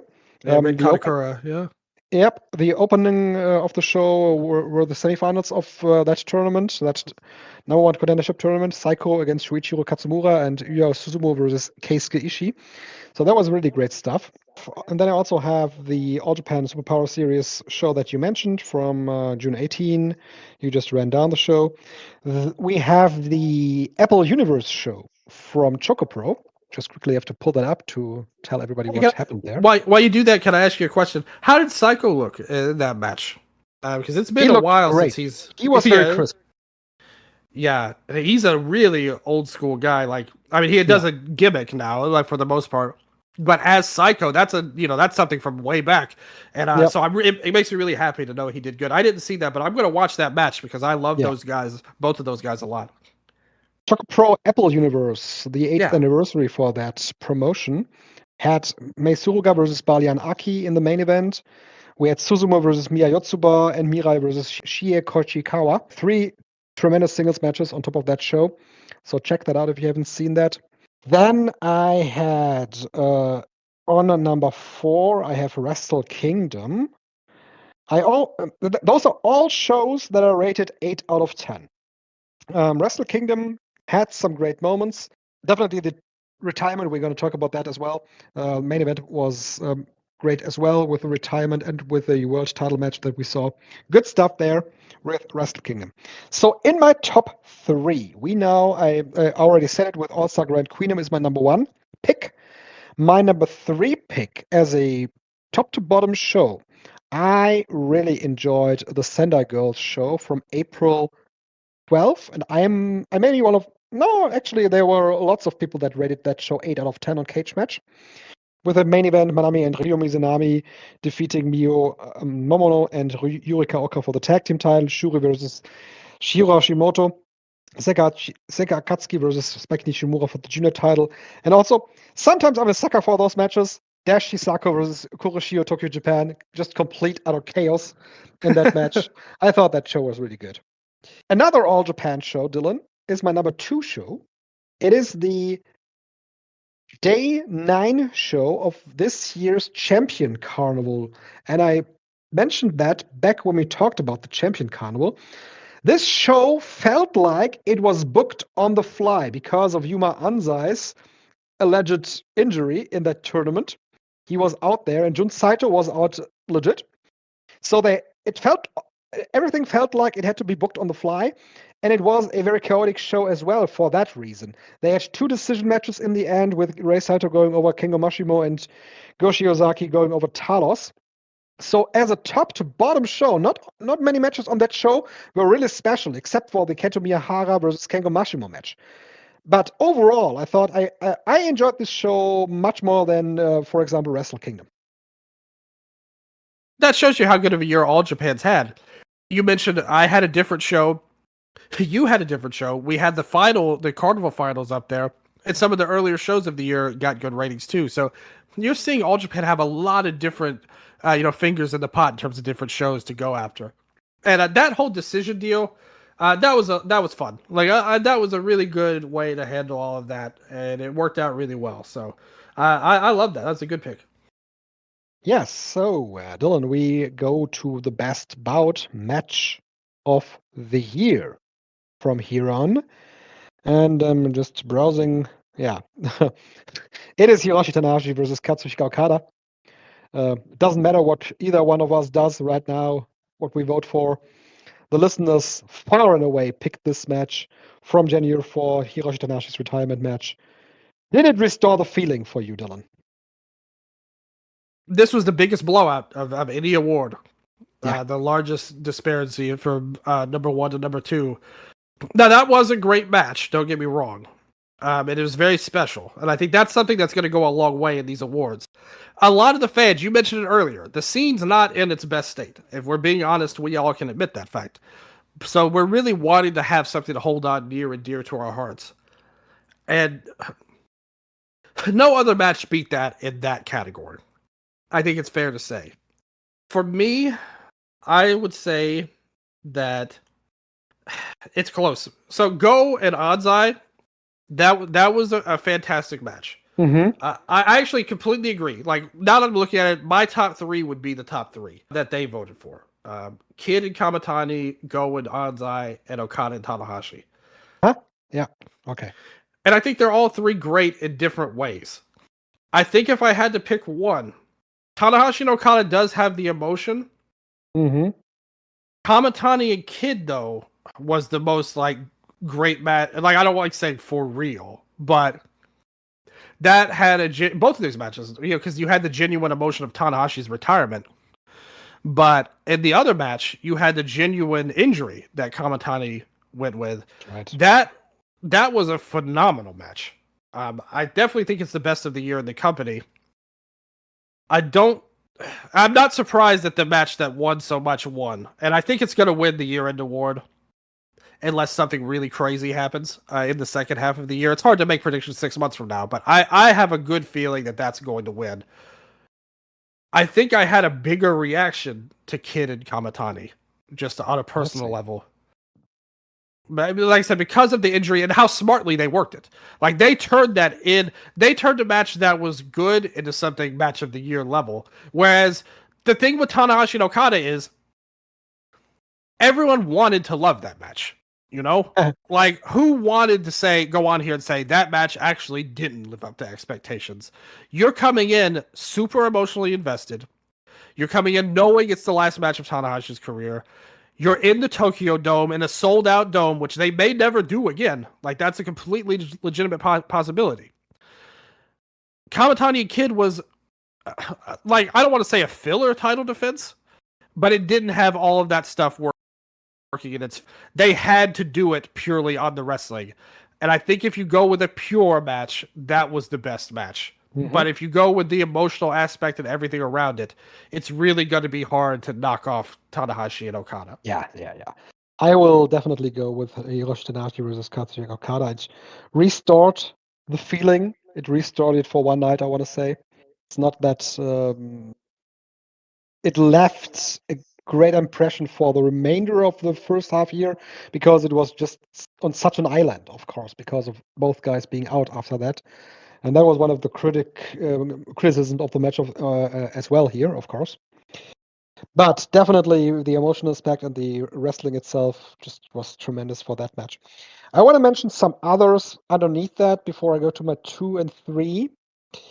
I loved the Spark Rush versus Shiro Hashimoto and Shuri match from the it was the Marvelous show, wasn't it? No, Sorryism from March 22nd. Sorryism show. Yeah. That's what it was. Sorryism. Great stuff there. Also, Yokohama Buntai, tremendous venue to run these shows. That was a great match. That show was great. Yeah, a great match.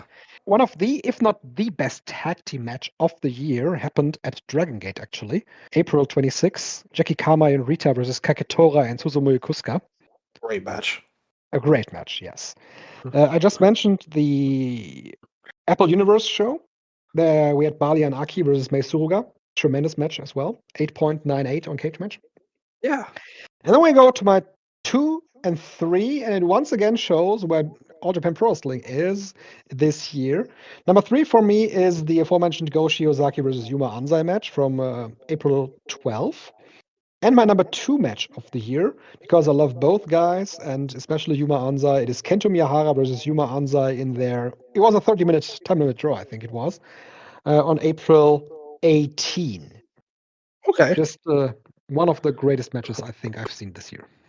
Look at those, like you said, back to back. I remember those. Like the first, it's like those three, Go, Yuma, and Kento, all wrestled each other to start off the tournament, and it really got the tournament off to a great start. That's a great match for sure. I'm never going to go against Anzai getting love. But another one, It came in at the very end, but it was one I thought about. Like, I was debating whether to put it in as my number 3 over Onside Go. Was the match from T-Hearts in June. Chihiro Hashimoto and Mirai versus Rina and Miko Kane. Mm-hmm. And that was not Rina from Stardom, but Rina, the former Date sister. She Nori Date, she was great. That match was phenomenal. It came out of nowhere. I thought that was some really great wrestling. If you haven't checked that match out, I highly, highly recommend it. There, but otherwise, Matsufusa and Sho Mizuno versus Aran Asano and Tiger's Mask. That was another one that I thought was match of the year, and that wasn't even the final of that tournament. It was the semi, and I thought it overshadowed the final. Like, that was a phenomenal match. I hyped it up on our Twitter, and everybody really rallied behind it. Peps got a hold of it, and he started to hype it up, and it was a really good thing. So, a lot of good matches this year. Like, that's one thing that is shown. Even like I said, no matter what the scene looks like, there's always going to be some great stuff to find one way or the other. Absolutely, there is. So, we have, how many awards do we have? We have 5 awards left, if I'm counting correctly. 6 awards left. We are halfway through, Dylan. We go to the Kawada Kawaii Best Tag Team Award. What do you have there? For me, it's tough. I didn't think I was going to do it, but when I really looked at it back and forth, here's the thing. I'm just going to break this down right away. I had Spark Rush, Jackie Rita, Knockout Brothers. Yeah. all of my top 3.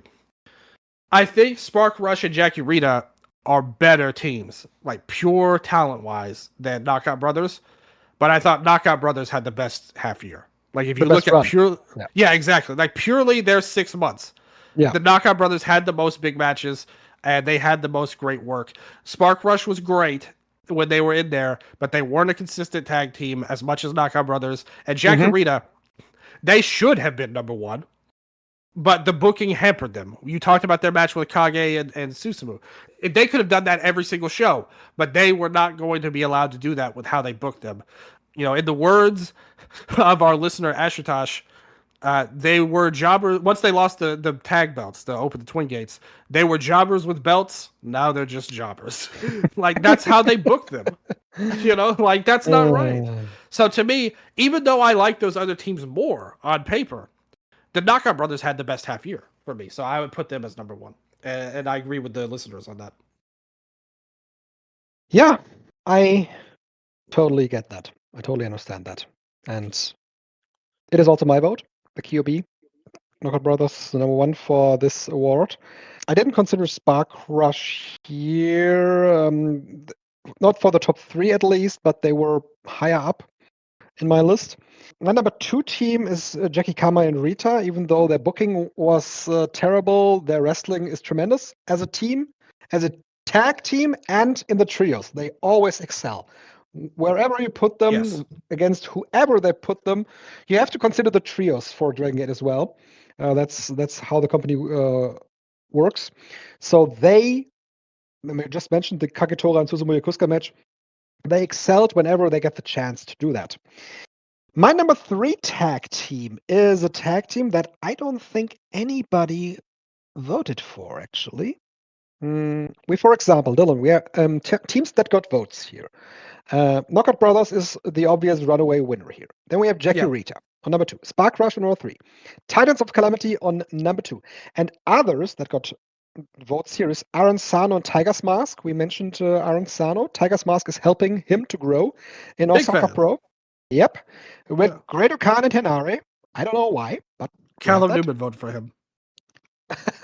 Yeah. Luke Gallows and Carl Anderson, for whatever reason, we have here. That's nuts. That vote, I have to say. Venny and Celine Misora, you talked about them. Strange Love Connection, Canon on Mao. Well, glad that they have a fan. Hey, they're pretty over with the DDT fan base, to be fair. They are. And Dragon Bane and Alejandro. I think that's a good pick too. They're great. They're a great team. What do you think about voting for units here as tag team, Dylan? We had a vote for hate. I'm not a fan of that. We should just if we're going to do that, just make a unit award. Like, this is not Freebird rules awards here. Like you said, in my opinion, like when we get a unit award, we can vote for units. But there are tag teams in Hate that you could list as a team. Right. You're completely free to vote for them.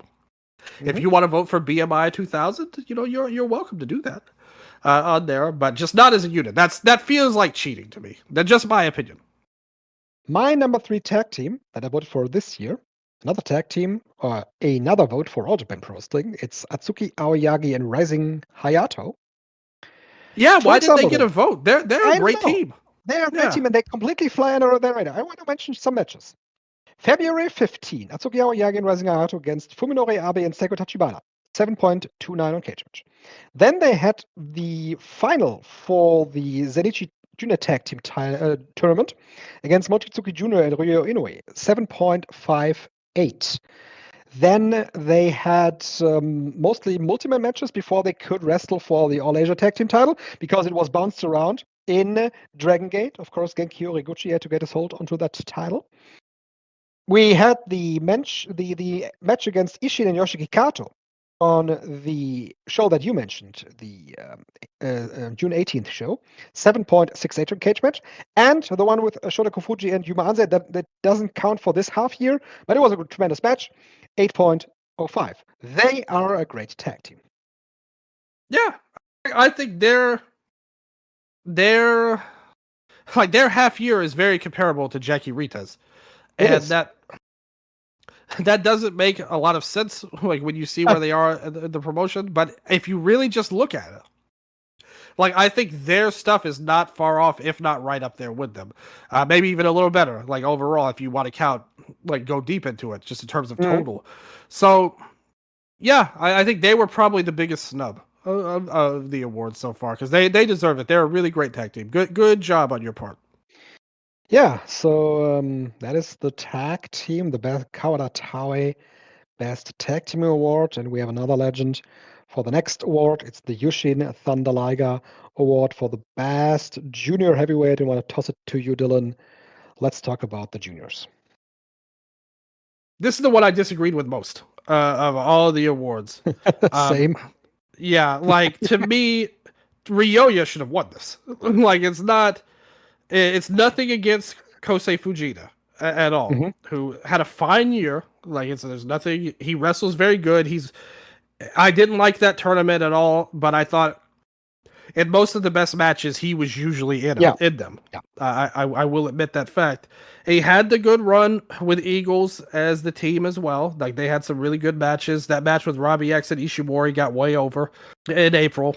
But there's no way he had a better year than Ryoya Tanaka. No. Like pound for pound. No way. And I just think that it's unfortunate that it's clear that I think a lot of these smaller companies have, like, nobody suffered more in the awards than non-New Japan companies, which is pretty much everyone else, except for New Japan. You're right. Because this to me is a total company win. I mean, and the MVPs do go against that, to be fair, and even the award coming up. But I think Dragon Gate, there's a lot of people that I think gave up on the company this year early on because of the reasons you talked about.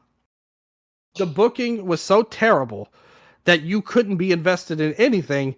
And it got to the point where, again, Jackie Rita, like, they're the most talented team to me. But when I looked at their year, I really wasn't that blown away outside of a match or two that they had. They didn't, like, their year was not as great as it could have, it should have been, and it even was last year. So I think that they've really struggled, and I think that hurt the perception. And unfortunately, I think there's a lot of people that maybe didn't even see Tanaka's run to vote on them. And they just said, well, Fujita's the best junior in the company we watch. If you're maybe a New Japan fan or you're a Joshi fan, maybe with a little bit of New Japan in, you're going to go with Kosei. And I think that's the problem here. And it's not anything, again, it's nothing wrong with Kosei Fujita. I love him, and I think he's a fantastic worker.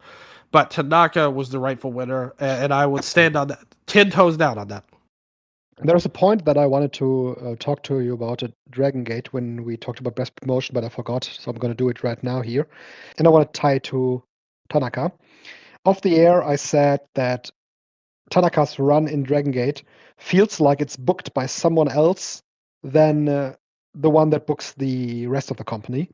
because it's been so consistent, it's been so great, and it's been booked just completely right. Never was a point in this run that I feared they would take away the title from Tanaka, because I knew that this run was treated differently than most of the company. And with the whole company, Dylan, with Kikuta's run on top, and they ended this run with KZ actually winning the title. But the first half of the year was Kikuta on top, and there was also Ishin and Yoshiki Kato in prominent positions in this company. And we had Kai in prominent positions in the company. We have Luis Mante, we have Gianni Valera, we have those big dudes coming to the company, and we were slated for a Big Boss Shimizu run before his tragic injury that he had after just only a couple of matches after his comeback. So, what I wanted to ask you about Dragon Gate. In the past, we brought up that this company actually is more fun because it opened up to different styles. And they do these 6-mans now where they call it This is Dragon Gate. You know, these 6-man tag matches where they label it This is Dragon Gate and put it up there. But overall, the guys that are pushed are really not what they put in these This is Dragon Gate 6-mans, but they are mostly the bigger dudes on the roster. So do you think that this focus on the heavyweights that they have is a detriment to the original idea of this promotion? I think they need to get back to how it used to be right now. I fully think that. I mentioned on the show last week that I felt that Kobe World was an attempt at that, centered around KZ, obviously. But the overall story of the show and the overall story of the company, the problem more than anything has been who these heavyweights are. Because I think Kikuta, I wrote a huge story on the Patreon, patreon.com/Eastern Lariat. EL Weekly, it's like better than it's ever been. I'm really proud of the work I've done lately. But when he beat, or when KZ won the match over Cielo to win the number one contendership at the start of the month, I wrote this huge story. And then the headline was, Madoka Kikuta doesn't have what it takes. And he doesn't, as a babyface or a heel. So when you have somebody like that running the show for years on end, it's going to drag everything down. When they remember Kai's title reign, he had that match with Susumu. That was a fantastic match, one of the best. He was a great heel champion, and it led directly to Yoshioka, who far surpassed him as a babyface champion. Like, these guys were wrestling not old school, speed muscle style or any of that.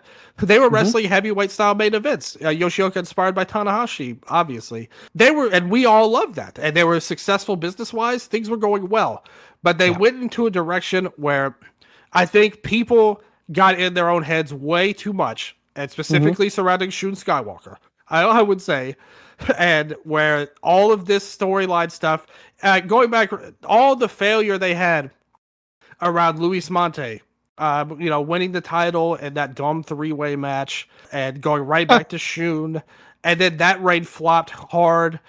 Yamato was working a much more deliberate style as champion, but he did good. It didn't really build up business-wise, but we all liked that title reign a lot. So the stylistically, that can be good, but I think it's gotten so bad the last few years with the people they've had. And sometimes the booking, certainly on some people, that I personally hope that it gets back. Now, with the people coming up and this tag league coming up, I'm hopeful they can get back to the Dragon Gate we grew up on. That was 10, 15, 20 years ago. And even back to the Toryumon if you want to go way back. But I hope they get back to that style. Even though I think that you can have a good mix of the old school and then the new school, but they haven't done that, so I think they should go back to the old way, pretty much. I agree with that. I hope they do. I hope this Ready Perez, like I said, is a fresh start for that idea. I've lost confidence in A-Block, at least, when they're considering recent developments, but we'll see. We'll see about that. So, yeah, I fully agree with you. Ryoya Tanaka should have won this award. I voted for him as the best junior heavyweight. My number 2 pick is Seigo Tachibana. I think he deserves his flowers. I thought he had a tremendous Yes. first half of the year, tremendous run on top of the junior division in All Japan Pro Wrestling, worked his ass off during the Champion Carnival to gain interest for the title match that he had with Dan Tamura, which was tremendous as well in the end. So number 2, Seigo Tachibana. And number 3, for the reasons that you mentioned, in the best of the Super Junior, he was in the best matches. Kosei Fujita is my number 3. I would go with Bane as my number 2. I think he was one of the best in the world. I think Rita has a good case. Interesting that Rita got votes and Kame didn't. Yeah. I think I'm hearing people starting to come around because I've long been a supporter of Rita as the best on the team, and it seems like that people I've noticed that people are starting to say that he's had a better year than Kame. Rita is great. And I really liked his run, but mostly the tag team. The booking didn't help him. Nope. Amakusa is a fantastic talent. Look at this. Once we finish this Tanaka run on the Brave Gate, I really hope that they go with Rita for a prolonged run. Oh, that would be my pick too. And Kame would be fine if they wanted to do that. I'd be totally happy with that. But Rita would be great. Their match earlier this year in January was one of his best matches, in my opinion, in his whole title reign. Outside of the Doi match, that was the best match of his title reign, in my opinion. But look at this list of names we've got for the 1 vote getters. Here, check this out. Daiki Nagai, El Desperado, Francesco Akira, Jun Kasai, Kazuma Sumi, Rising Hayato, Sanka Akatsuki, Suzume, and Yuki Yoshioka. What in the world is this list? Like, this is the only time in Yo. And Yo, I forgot about Yo. My bad. Yeah. I am so sorry, Yo. I did not mean to snub you on that. But yeah, and Yo, we missed. This is the only time in recorded history these names will all be lumped together. They're all so different, and yet they all were mentioned here. So I just love that personally. I think that Katsuma Sumi actually had a very good year, and I think he could have been much higher on the list if more people had watched DDT. I love him. I think he's one of the best guys in DDT, full stop. Yeah, I agree. Yeah, so that then concludes the best junior heavyweight. The winner here is Kosei Fujita because the listeners voted for him. Both of us voted for Tanaka. That's number 2 for Tanaka, number 1 for Fujita, number 3 for Amakusa, Dylan. We almost got him with Rio. Yeah, we almost got him. Yeah. So then we turn to the Hiroshi Tanahashi Trophy for Best Wrestler. I had 3 names in mind immediately and assembled them in the way that I think I enjoyed their wrestling most this year. And my number 1 is Ryoya Tanaka. My number 2 is Yuma Anzai. And my number 3 is Shiro Hashimoto. Tanaka, we talked about. Yuma Anzai, Dylan, he is a guy that doesn't only excel in the singles matches that he has, the one against Shiozaki and Miyahara were mentioned, but he also excels in multi-man matches. He excels in tag team matches. He recently excelled in the All Asia Tag Team title match that he had. He always is great. Shiro Hashimoto, very similar actually. In any situation, in any given situation, is great. Had very good title matches this year. So for me, that was really easy. I think all of those are worthy candidates. Anzai, to me, if this were an on-paper award, if you said, Dylan, fill out your ballot and just go out by who you think is the best overall, not counting a year, just who the best pound-for-pound wrestler is, Anzai would be my pick. I think he's the best wrestler in Japan right now, overall. Like, just purely pound-for-pound, in-ring quality. He's the best. So I have no problem with that. I think if he could have finished out his carnival and they would have put him in a bigger position outside of the carnival, I think I would have voted for him. But I think that overall, others just had more complete first half of the years. But I definitely think he's a strong threat to win. Tanaka, I think, is an absolutely fantastic candidate. You look at what he's done in the ring, what he's meant to the belt. He is just a fantastic worker. and I think he's a great pick. Seahash, she was my number 3 too. I really liked her run. She's one of the most consistent workers, like top to bottom, skill wise. I think she's a phenomenal talent and among the best. I think Mirai had a lot of great matches earlier on in the year too. Yeah. Like her as a freelancer. For Joshi ProRes, I think she should be considered up there, along with Seahash. Like I think Mirai had a lot of great matches. I mentioned the tag match where they teamed together, and it was one of the best of the year.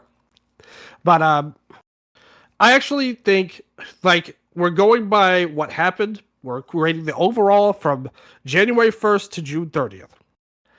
And to me, when I think about not just quantity, not even just quality, but like batting average, or wrestling average, I guess. Nobody's playing baseball in wrestling. But the person I thought was, when I watched their matches, they felt like the best worker to me. The best worker in Japan and maybe even the world for the first half of the year. And not necessarily that his pure matches might stack up overall, but I think when you look at him, even when he wrestled weak opponents, like people who weren't up to his level, I think he was the best at getting the most out of every single person he wrestled, in addition to having great matches. And that was Shin Yaoki. Yes, that's a great pick too. Yeah, because I think he did everything right. He had the team with Junta early on. That was fantastic. He's wrestled in Glate here and there, doing some great, stuff there. He's done a really good job. He's wrestled people from top to bottom on this DDT roster. And DDT's got some good wrestlers, and they've got some that are not up to his level. And he's been able to do the best against them all. I think he's a phenomenal talent, and I would personally put him as the best overall wrestler. Like, again, pound for pound, in-ring quality, I think he's the one that I would roll with the most. Yeah, the Hiroshima match was tremendous this year. Think about the Ueno match was phenomenal. I thought, like at the end of the year, or end of the half year. End of the half year, yeah. Yeah, it was June 28th. That was a great match. Yeah. Thing about Shin Yaoki is, I loved him last year already, and I thought that last year he had some matches that were at least on the same level as the matches that he had this year. For example, the Higuchi match that he had last year in the King of DDT tournament. So I didn't even consider him this year because I loved him last year already. But I'm glad that the listeners and you did, because he is tremendous. He's great. Yeah, the best example of him is his match with Kanon, who's never dreamed of having a good match in general. But against Aoki, they were able to pull it off. And he got the absolute most of somebody who I personally don't think is very good. But he brought him up. And to me, there's not a lot of wrestlers that I've seen that I can point to with performances like that, especially to that level. In my opinion, even the great ones, it's very rare they even get the opportunity to do that. But I think he was able to pull that off. Yeah, absolutely. So by default, Dylan, because Shiro Hashimoto got so many votes from the listeners, she's the winner of this category. Yeah, well deserved. Well deserved. We mentioned our picks, so they got shoutouts as well. Before we go to the top 2 categories, the MVP awards, we go to the best moment. And we also have a runaway winner with that, Hiroshi Tanahashi's retirement. There really shouldn't be anything that comes close. It is very obvious that this had to be the moment that got called out. It's closer than I thought, to be honest. But I think a thing that hurt it was there was votes for moments within the retirement as well. Like Shibata coming out specifically got a bunch of votes. So if you combine them all, it would be a even bigger blowout. Pretty much. Yeah, we also have the first Rainmaker post by Okada in New Japan in years. Also, that was during. That was during the match more so than the retirement itself. Yeah. But, so I mean, I get if you wanted to add that in, that again, it would be even bigger. So that's the only thing that made it as close as it was, and it still wasn't even that close. So Tanahashi's retirement's good. Sayaka winning the red belt was a fantastic moment. Yes. And the edge that it has over Tanahashi is, we all knew that was coming. Carrara winning was a shocker. Like nobody Yes. expected that to this epic Kamitani title reign to end at the hands of Sayaka Carrara of all people. But because of the great booking and storytelling they did, it didn't work. Like to me, I think we can say now it didn't really accomplish that much. She had lost the title by the end of the half years, but for a lightning in the bottom moment, and I don't even. It's not that she's bad, but she's not a main event caliber champion to me, and she kind of proved that in her 2 matches, and she wasn't before. She was a mid carder, and yet the way they told that story, I still agree with it. Like I still think that it was the right decision, and I would, if you had said a day before that show, Carrara's winning, I would have said no, that's stupid. Why would you do that? But it really, when it played out that way, that was an epic moment. And let's not forget that she used the greatest move in pro wrestling history, the 450 splash, to win the title as well. So that's up there. I think the listeners got it right. I thought, for me, my number 3 would be Hideki winning the Champion Carnival. I thought that was a great moment. Another very surprising one. We all thought that it was Go's to win, and he did great. So that would be up there for me. But all of these moments are pretty good, I have to say. I thought there was good. There was a lot of good stuff here. What about you, Strig? I think one of the biggest misses, not by the fans, because it didn't happen, is Shun Skywalker putting over Homare. That should have been here. But maybe that'll happen. In the year-end award, maybe that could be the moment of the year. I'm doubtful, though. Me too. I mean, I am too. There. Remember, I'm sure you haven't heard it yet, but if you listen to the last episode, we're talking about that match. I more or less said something to the effect of, win or lose, I just want them to have something emotional for Homare to sink his teeth into. But of course, I want him to win, but I'm kind of with you. I have my doubts that will happen, unfortunately. Yes, so on my number 3, I have something that also got called out in this award. Big Boss Shimizu turns on natural vibes. That was great. Of course, because of the injury, it didn't lead to much, but it led to some singles matches where Big Boss completely destroyed Yuti and Casey in 2 great matches. So, as a moment itself, it was great, especially because he came back and sided with Vibes only to turn against them after 1 day. It was tremendous. And also, a great moment in and of itself was Aaron Wolf's debut. It was as good of a debut as you can ask for. What followed after that is a completely different story. But the debut itself was handled very, very well. And then, of course, yes, I mentioned it before, Hiroshi Tanahashi's retirement. No question about it. Really, when you think about it, others that got called out, Yota Tsuji wins the world title. Mio Momono versus Ai Hosan was called out. Homare thanks Shun Skywalker. Amaxa wins junior title in Pro Wrestling Noah. Aki and Gyuchi join Natural Vibes. That was a great moment as well. That was a great moment. Like, that was really well done. Absolutely great moment. Suzuki wins the red belt. Well, not for you. Hikari Noah returns to wrestling. And Tentamura wins the junior title. Good stuff there all around.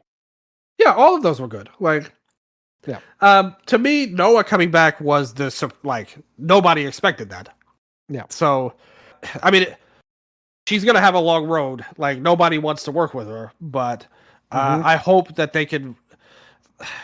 the egos in wrestling maintained to this day. And I hope that they can, ease up a little bit on her, because she was a great talent. Went under some crazy, circumstances for sure. And now, thanks to the powers of Unagi Sayaka, of all people, she has come back. But I hope that she can get some more matches. That Homare Shun stuff, no. Like, that was all wrong. I know. To me, that was one of the biggest flaws. And you kind of mentioned it earlier about, it's not just that he lost all his matches, although that was bad. To me, there was no fire to this angle. They basically made the same mistake they made when Kakuta turned on Yoshioka, where Yoshioka came back out and was all like, well, I got my head shaved, but I'll be fine. Like, let's just move on, and we'll like it's like wait a minute. Like, no, no. That's not how this works. You like there should have been some kind of promo, either a completely depressed promo on the betrayal that he had, which that would have been fine if he had shown a lot of emotion, or a vow that he will bloody and ruin Shun Skywalker's life. Should have been the very next show. Like, that should have been the first thing we see, is him rushing to the ring and vowing revenge, or at the very least do some kind of angle that shows he's at least affected by this turn, which did not happen. And at Kobe World, he was wrestling Tanaka, like, instead of Shun Skywalker. No, I totally. This is the one nomination I refuse to accept on here. The rest were all good. In fact, like those Dragon Gate angles, the other ones, like the Key and Gooch joining Vibes and Big Boss, that was great. Like, all of those are great. Susan winning was a big moment if you're a longtime fan of hers, I think, but it wasn't really built to as well as it could have, in my opinion. But it's still cool that she won, and she's a great wrestler for sure. I'm a big fan of hers. I've loved her since Bike Club. You know, at the end of the day, another great article I wrote on the EL Weekly was the 20-year anniversary of Ice Ribbon, and I went through the 20 best wrestlers in Ice Ribbon history there. So, and she was one of them, and she deserves to be, which is crazy. She won that red belt on the 20th anniversary of Ice Ribbon, which is crazy how that happened. Dan winning, they made that. I love that match so much, Dan and Seigo, and the ending with him putting the belt around his waist. Great moment for a long time dude in All Japan. So. Yeah, so really good stuff there. I hope that maybe this Homare thanking Shun thing, it could be revisited after the match on the 4th, and maybe we could see how that plays out. But everything else, I loved it all, and a lot of great moments. But like you said, ultimately, the Tanahashi retirement ceremony, like, nothing's going to beat that. At the end of the day, it's going to be really, really hard. Really hard. Yeah, definitely. So let us see, Dylan, who is undefeatable for the Manami Toyota Yoshi MVP award. Once again, I'm going to toss it to you. Who do you have here? Well, this is interesting because this was the closest award of any vote. So close that it was a tie at the end of the day.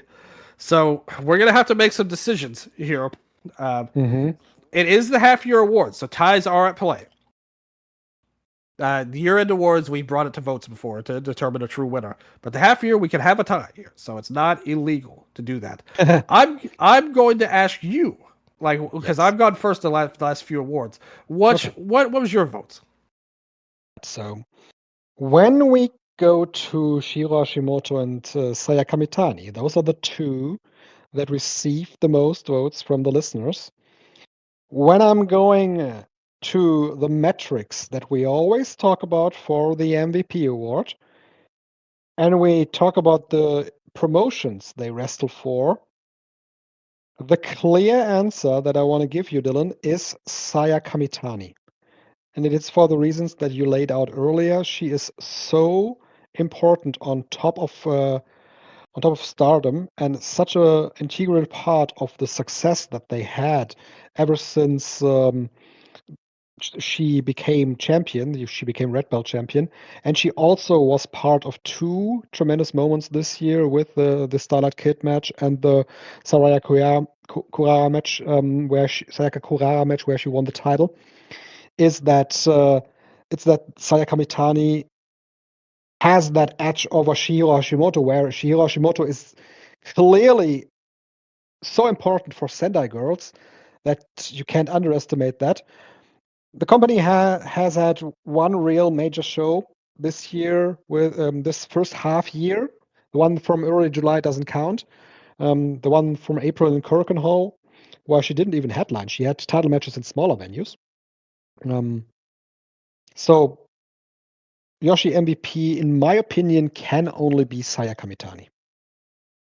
Yes, and those are the exact reasons laid out even before the show. We talked about it a bit, and during the show, Mitani was just. Want to give another one. I want to say another one.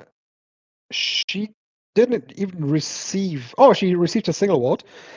I think when you look at the smaller Yoshi companies this year, this first half year, Takumi Iroha from Marvelous was more Yeah, important than Shiro Hashimoto for Sendai Girls. Not only that she headlined this tremendous Marvelous show there where they drew over 3,000 fans, she also was very vital to the Sariism show. So in that case, she defeated Shiro Hashimoto. I I think that's a great point. Let me throw another name out there Mm-hmm. because she got votes and it's going to be controversial. What about Yuki Arai in Tokyo Joshi Pro? She is not my favorite wrestler Yeah. by any means whatsoever. However, they return like with her on top, they ran a sumo hall show. Mm-hmm. And last year their Grand Princess show was much smaller and downsized with Watanabe Mm-hmm. as the face.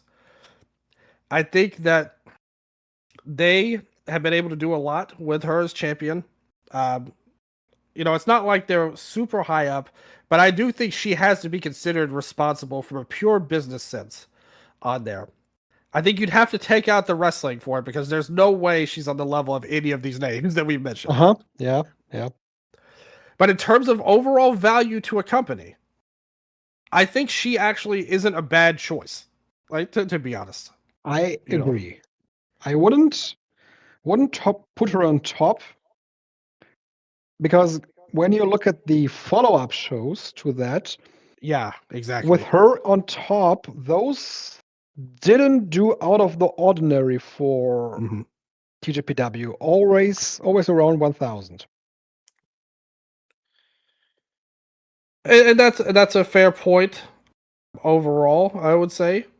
And you think about that, and Arias had so much on her show, but you know, on the other hand, like if you look at what they were doing last year, like even those normal shows were much less than 1,000. At the end of the day, like last year, so they did improve. Like even those shows, they just started at a lower level than other companies. I would say. Yeah, and also very valid point. That Yeah, it just still doesn't reach what Saya Kamitani and Stardom have done, Oh, not even close. my Like opinion. Kamatani's the one like, to me, and there's no doubt in my mind of that. And I think that I would still put Iroha above her because it's not only that she is in Marvelous, but she also, like I said, the Sariism show is there, and also her right. match against Mayu Iwatani at Marigo that also led to a big house for them in January. What about Sari herself? Had an injury, but Yeah, yeah, I thought last year was more yeah, her yeah. year than this year. And even then, it was Kamatani's year, like last year. Yeah, And I think it's still Kamatani. Like to me, she's by far the one. If you take her out of Stardom, that changes a lot. Like if she retired on December 31st, I think that would send the company in a really not good direction, top to bottom. None of these others, I think, are there. I think Arai has a case purely on a smaller level, like year over year, that she significantly improved from what they were doing last year. But there's levels to this, and Kamatani and Stardom are at a level above at this point in time. Maybe that'll change one day, but not right now. And Hashimoto, you could easily argue she's the best wrestler, like of the two, like of all these people, like the best in ring, and that counts. Like that's a part of MVP. It's not purely business, but that's all. But we also have to count business too. Like that's also important. So if you're comparing everything overall, Kamatani's the pick, and we broke the tie. So we did.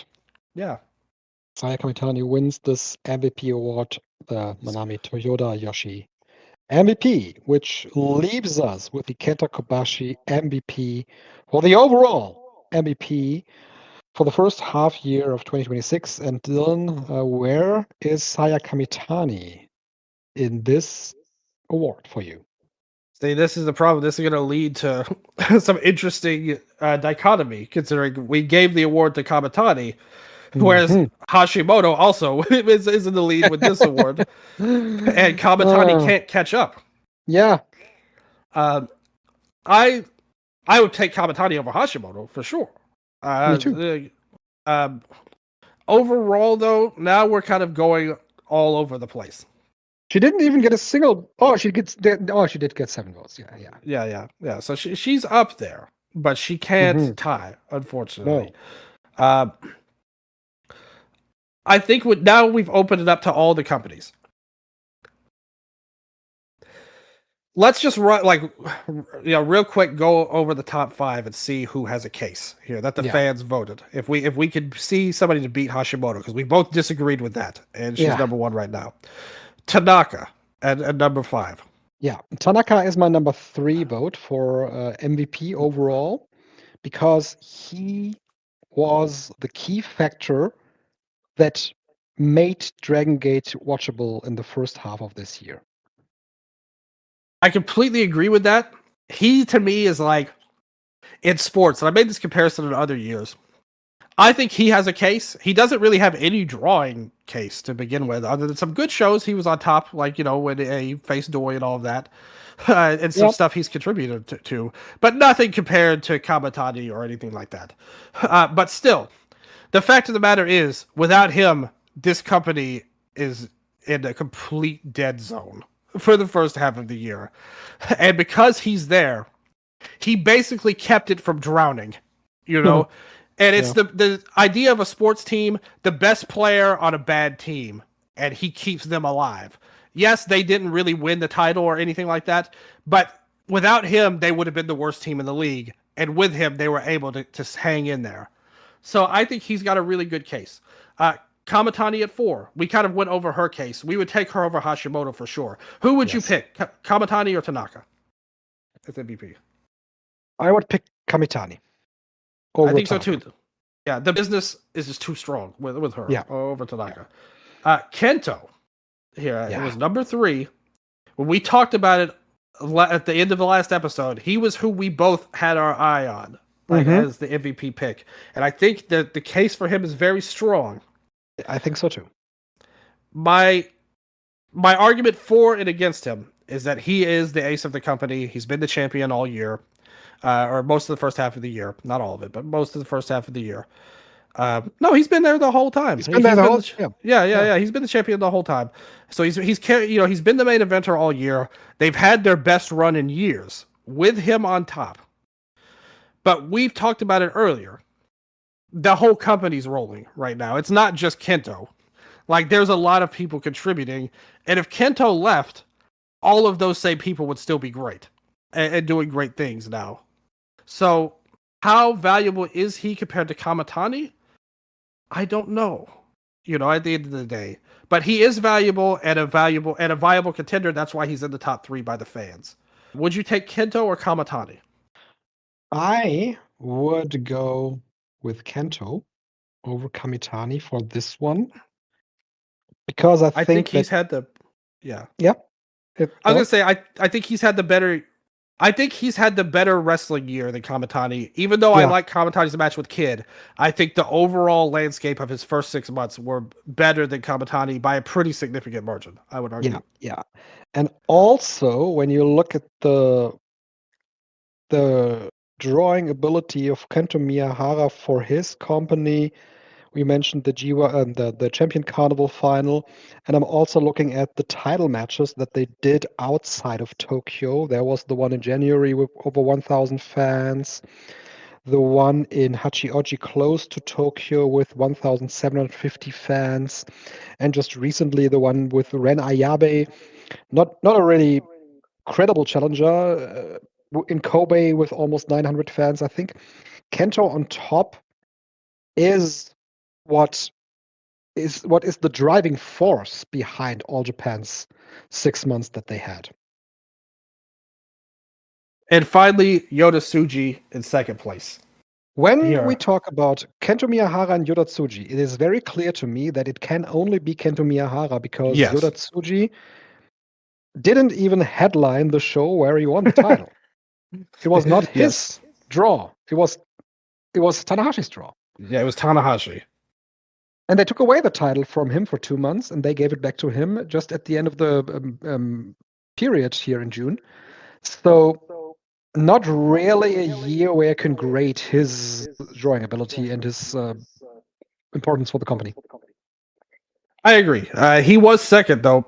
We could tie. We could tie with Hashimoto, but to me, Tsuji is not it. Like as at least so far. Maybe this next year. I've loved his G1 run, and I think he has a chance if he can break through to be a guy at the end of the year awards, be on top, but not the first half. I would vote against that. Kento definitely is above him. I think in terms of an MVP, most valuable to his company. I think that's the thing. Like, I don't know if any singular person of anybody, just in terms of watching the company, was more important than Tanaka to Dragon Gate. Because if you take him out, there's nothing there. Whereas even like Kento, you have other stuff. Kamatani, you have other stuff. All of these guys, you have others. But there's nothing. He has to be there for this to even work. So that means a lot to me. I'm going to throw a name that didn't get any votes out at you. Okay. And I think he has a really strong case, actually. When you look at it, we talked about it earlier, not everybody's watching this company right now. But again, and I always bring this up, if you compare DDT with Ueno as champion compared to when he's not champion, there's always a difference, and also always a difference in quality. And I think without him, the company, like it's been proven, when he's not there, the company's in a very different place, and they've set up a great main event with him and Mao, which they did before already, where he was an MVP candidate back then too, 2 or 3 years ago, when that happened. They've bungled everything last year, pretty much. But this year he's been a strong champion. The crowds are much more enthusiastic. We don't know the numbers for sure. It seems like there's more people there, but they're at the very least much more enthusiastic than they were last year. I think he has a case, and his match quality is very high as well. So I think he hits all the check boxes. And if you take him out of DDT, I don't like who else is there that could carry this torch if he were gone. Few others could in this company. I don't think there's anybody at this point. Maybe Mao, which he's built up well. Mao, maybe. We don't know. We'll see. Like by the end of the year, that question will have been answered. Maybe Mao brings them up to new heights. But I think pound for pound, again, nobody's saying DDT is the greatest company or the most successful. But I think if you consider most valuable, he has to be in the top 3. And I think he's got a strong case. And he didn't get a single vote. But I think he has a case here to be number 1. That's interesting. I think he's more valuable to DDT than Kento is to All Japan. Like, let me put it that way. Because All Japan has others. If Onsai was the champion, there's no doubt in my mind they're still successful. And with Ueno, no matter who you say, I have no doubt in my mind that they are not going to be as successful as they were with Ueno. You may be correct with Ueno. I can't really make a statement for him right now, as I haven't looked it up, but I'm just looking at, for example, the match against Kaiser Takechi that he had, that they headlined Korakuen Hall with. That was also a tremendous match and a tremendous draw for the company. You may be right. It's not like we can say that for sure. We don't have the numbers at the end of the day. We can only go by what our eyes and ears are telling us, which is positive, but we don't know for sure. And you could argue that could disqualify him, because it's also possible these fans love him and the numbers are lower. Like I don't think so, but we don't know that. I think we also have to go with the known quantity, which would be Kento or Kamatani. I think both of those are very good qualities, but I think Ueno should be in the discussion. I wish we had those numbers, because if all of those shows are drawing well, then he would be my pick. Like I'll put an asterisk on my vote here. I'd probably go with Kento. Kamatani, Stardom has a stacked roster, even more so than. I think I'll side with you with Kento, and at least get him up to second, because I think Yes. like Stardom has more there than All Japan. I mean, they're running a 32-person tournament right now. All Japan can't do that, and especially not with all quality people. Um, No. Even though I do think, like I said, in the Ueno category, I think others could handle Kento's spot, but they didn't. He did, and I think he should get the credit for it. So yeah, I'll go with him, but I think we worked this out pretty well, and I think Yeah, Ueno should have yeah, I gotten think so too. votes. I think so too. So let's Siha still wins. exactly. Let's say it like this: Shiro Hashimoto is the winner for the listeners, and for us, it is Kento Miyahara.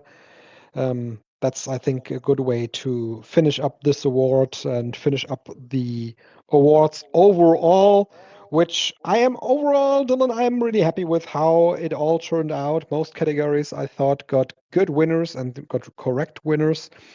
It's a little less Ryoya Tanaka than I expected, but thankfully he was mentioned in some of the awards, so I'm glad that we talked about that. We brought up some names and mentions that I think wouldn't have been named otherwise. That is always good for this award.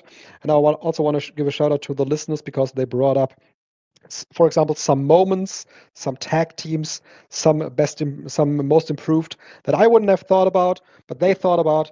So in the end, we're all winners here. Absolutely. Like I said, I only really disagree with Kosei, but the logic behind it, I get it. At the end of the day, and I think Tanaka having less representation is a failure on the company more so than him. Um, I think people were just checked out of DG for the first half of the year. They've got good publicity coming off of Kobe World. That was a very highly, regarded show. A lot of people were into it. Want to give them a shot. I'm still very skeptical, like this Rey de Parejas tournament. But like I said, me and Amy will cover it all. Whatever we can do, the best we can, and hopefully it can go well and everybody can love it. But other than that, like I said, and even Kosei, I'm not that mad about, even though I disagree with the winner. I understand the logic, and everything else I think is really good. It's an interesting dichotomy, like through the weirdness of, again, the total democracy has led to Chihiro Hashimoto losing the Joshi MVP, but winning the overall MVP. So it just played out that way. Well, we weren't gonna be fake with our votes. We were gonna go legit, all throughout. We weren't gonna try push Suji in. We just let it play out how it did, and this is how it went. So, very good stuff from the listeners as well as you, Strigga. I really liked a lot of what you said and some of the things you brought up that didn't even get votes. That was really good. So, hopefully, everybody out there enjoys the show. I know it was a little later, but I hope everybody had a lot of fun with it. And, it gave us a chance to look back on the first half of the year. And that's something that's very valuable for the end year awards. That's how I look at this. I think the half year awards are like more than awards. They're more like a time capsule, to let us go back and remember what was considered the best when we look at the year end awards. So thank you all. Thank you guys so much. Yeah, thank you. Thank you very much. So, yes, this concludes the awards, Dylan. And there is one more thing that I need to say at the end of this show. It's Dylan and I have been talking for over 3 hours now, close to 4 hours right now, actually, because I had to bring up something with Dylan that I also want to bring up with you, the listeners. I will be taking a step back on doing regular shows for the Eastern Lariat with Dylan. Part of the reason is that it's hard for me to find time to record with Dylan, and I don't want to leave him hanging.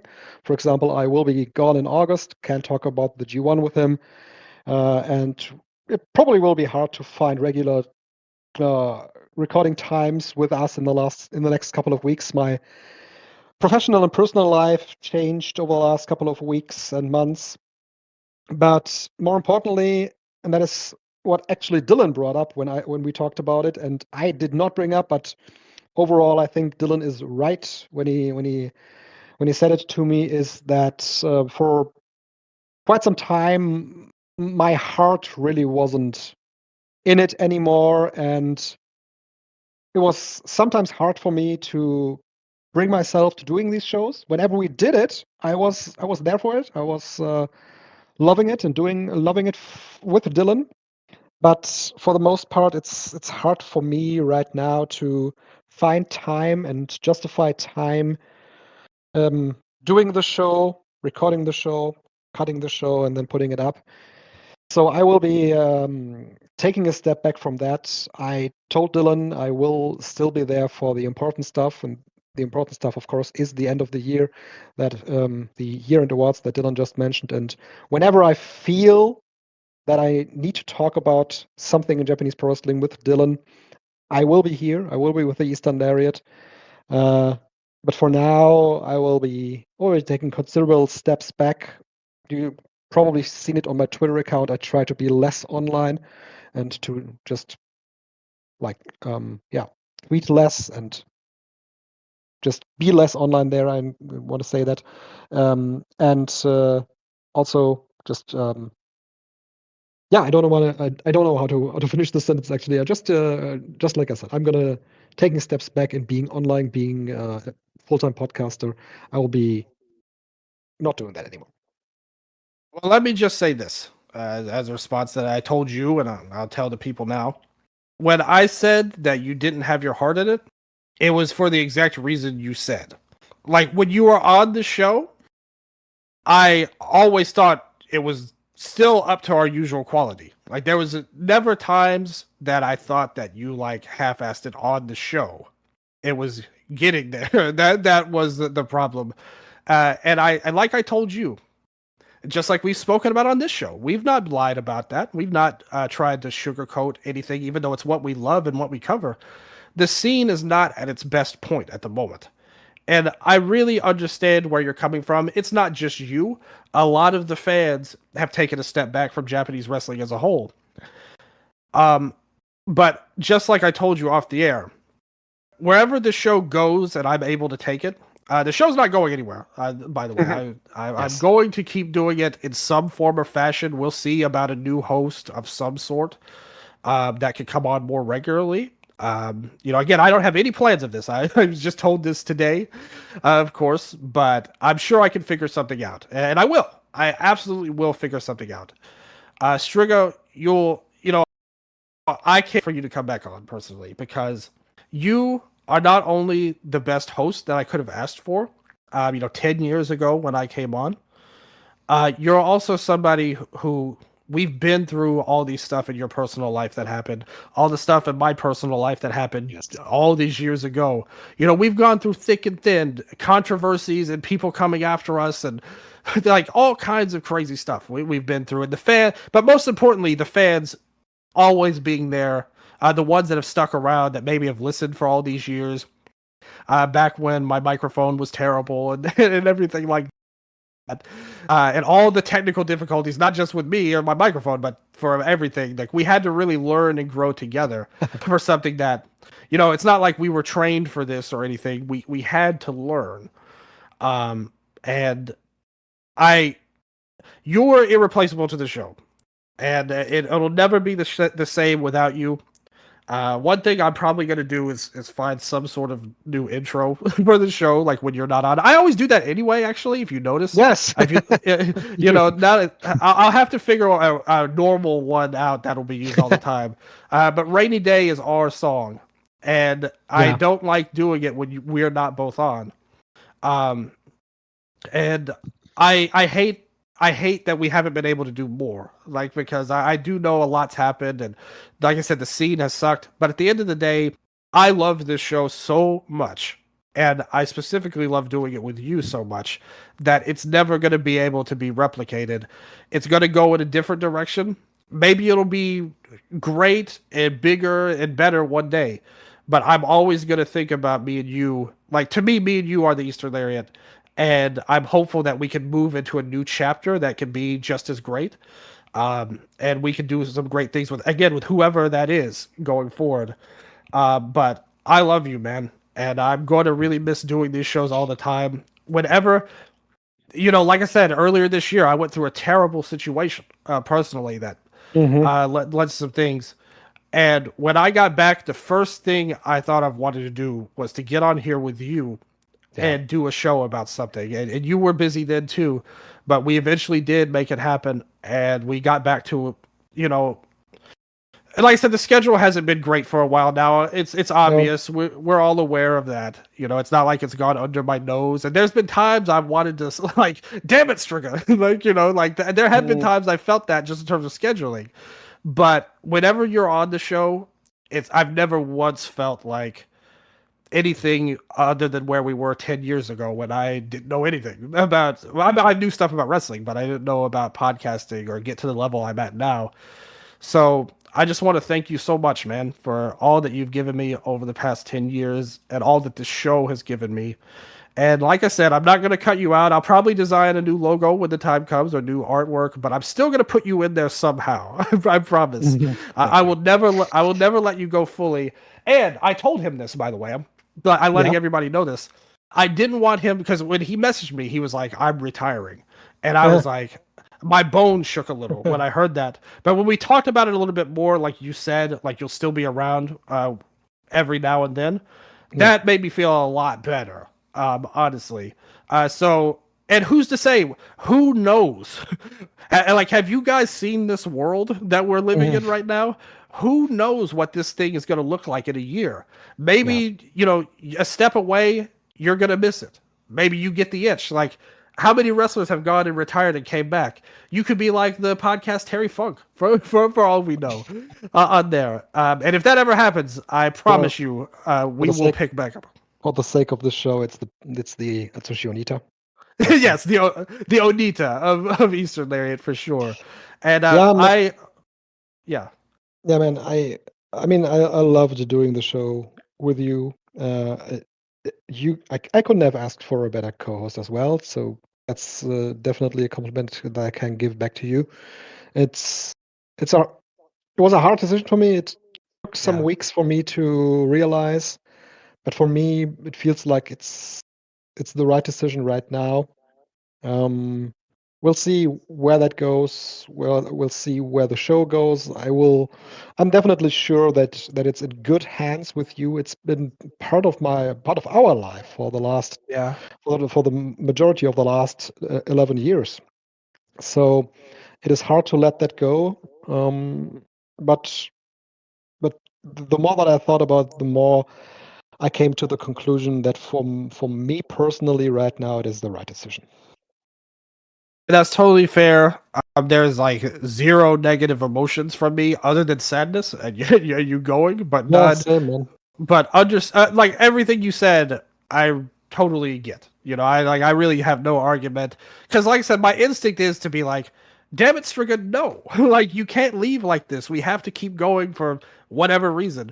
But when we talked about it, I really understood exactly where you're coming from. And like I said, I feel a little bit better after we talked about it in person, well, so to speak, going on there. And we had all these plans that kind of got wrecked like last year and this year that I wish we could have seen through before this day came. But like I said, I'm not completely giving up hope. You're going to come back anyway, and if that happens, you just come back for the big stuff, then it'll still be good. I really have no complaints on that end. And like you said, we'll see where the show goes and the future goes. But one thing I will say, I really hope everything goes great for you in all of your life. Like I said, I've been here for a lot of it. Sometimes you've even vented to me about some stuff on there, which I was very happy and honored that you trusted me to talk about, and I definitely did with you. Like no doubt Yeah. about that, for sure. So, I'm gonna miss talking with you so much as my friend, as much as the Eastern Lariat co-host. That kind of hurts a little bit, but we'll still talk sometimes. I'll still DM you and stuff and annoy Yes, you sure. at times Sure, man. about stuff.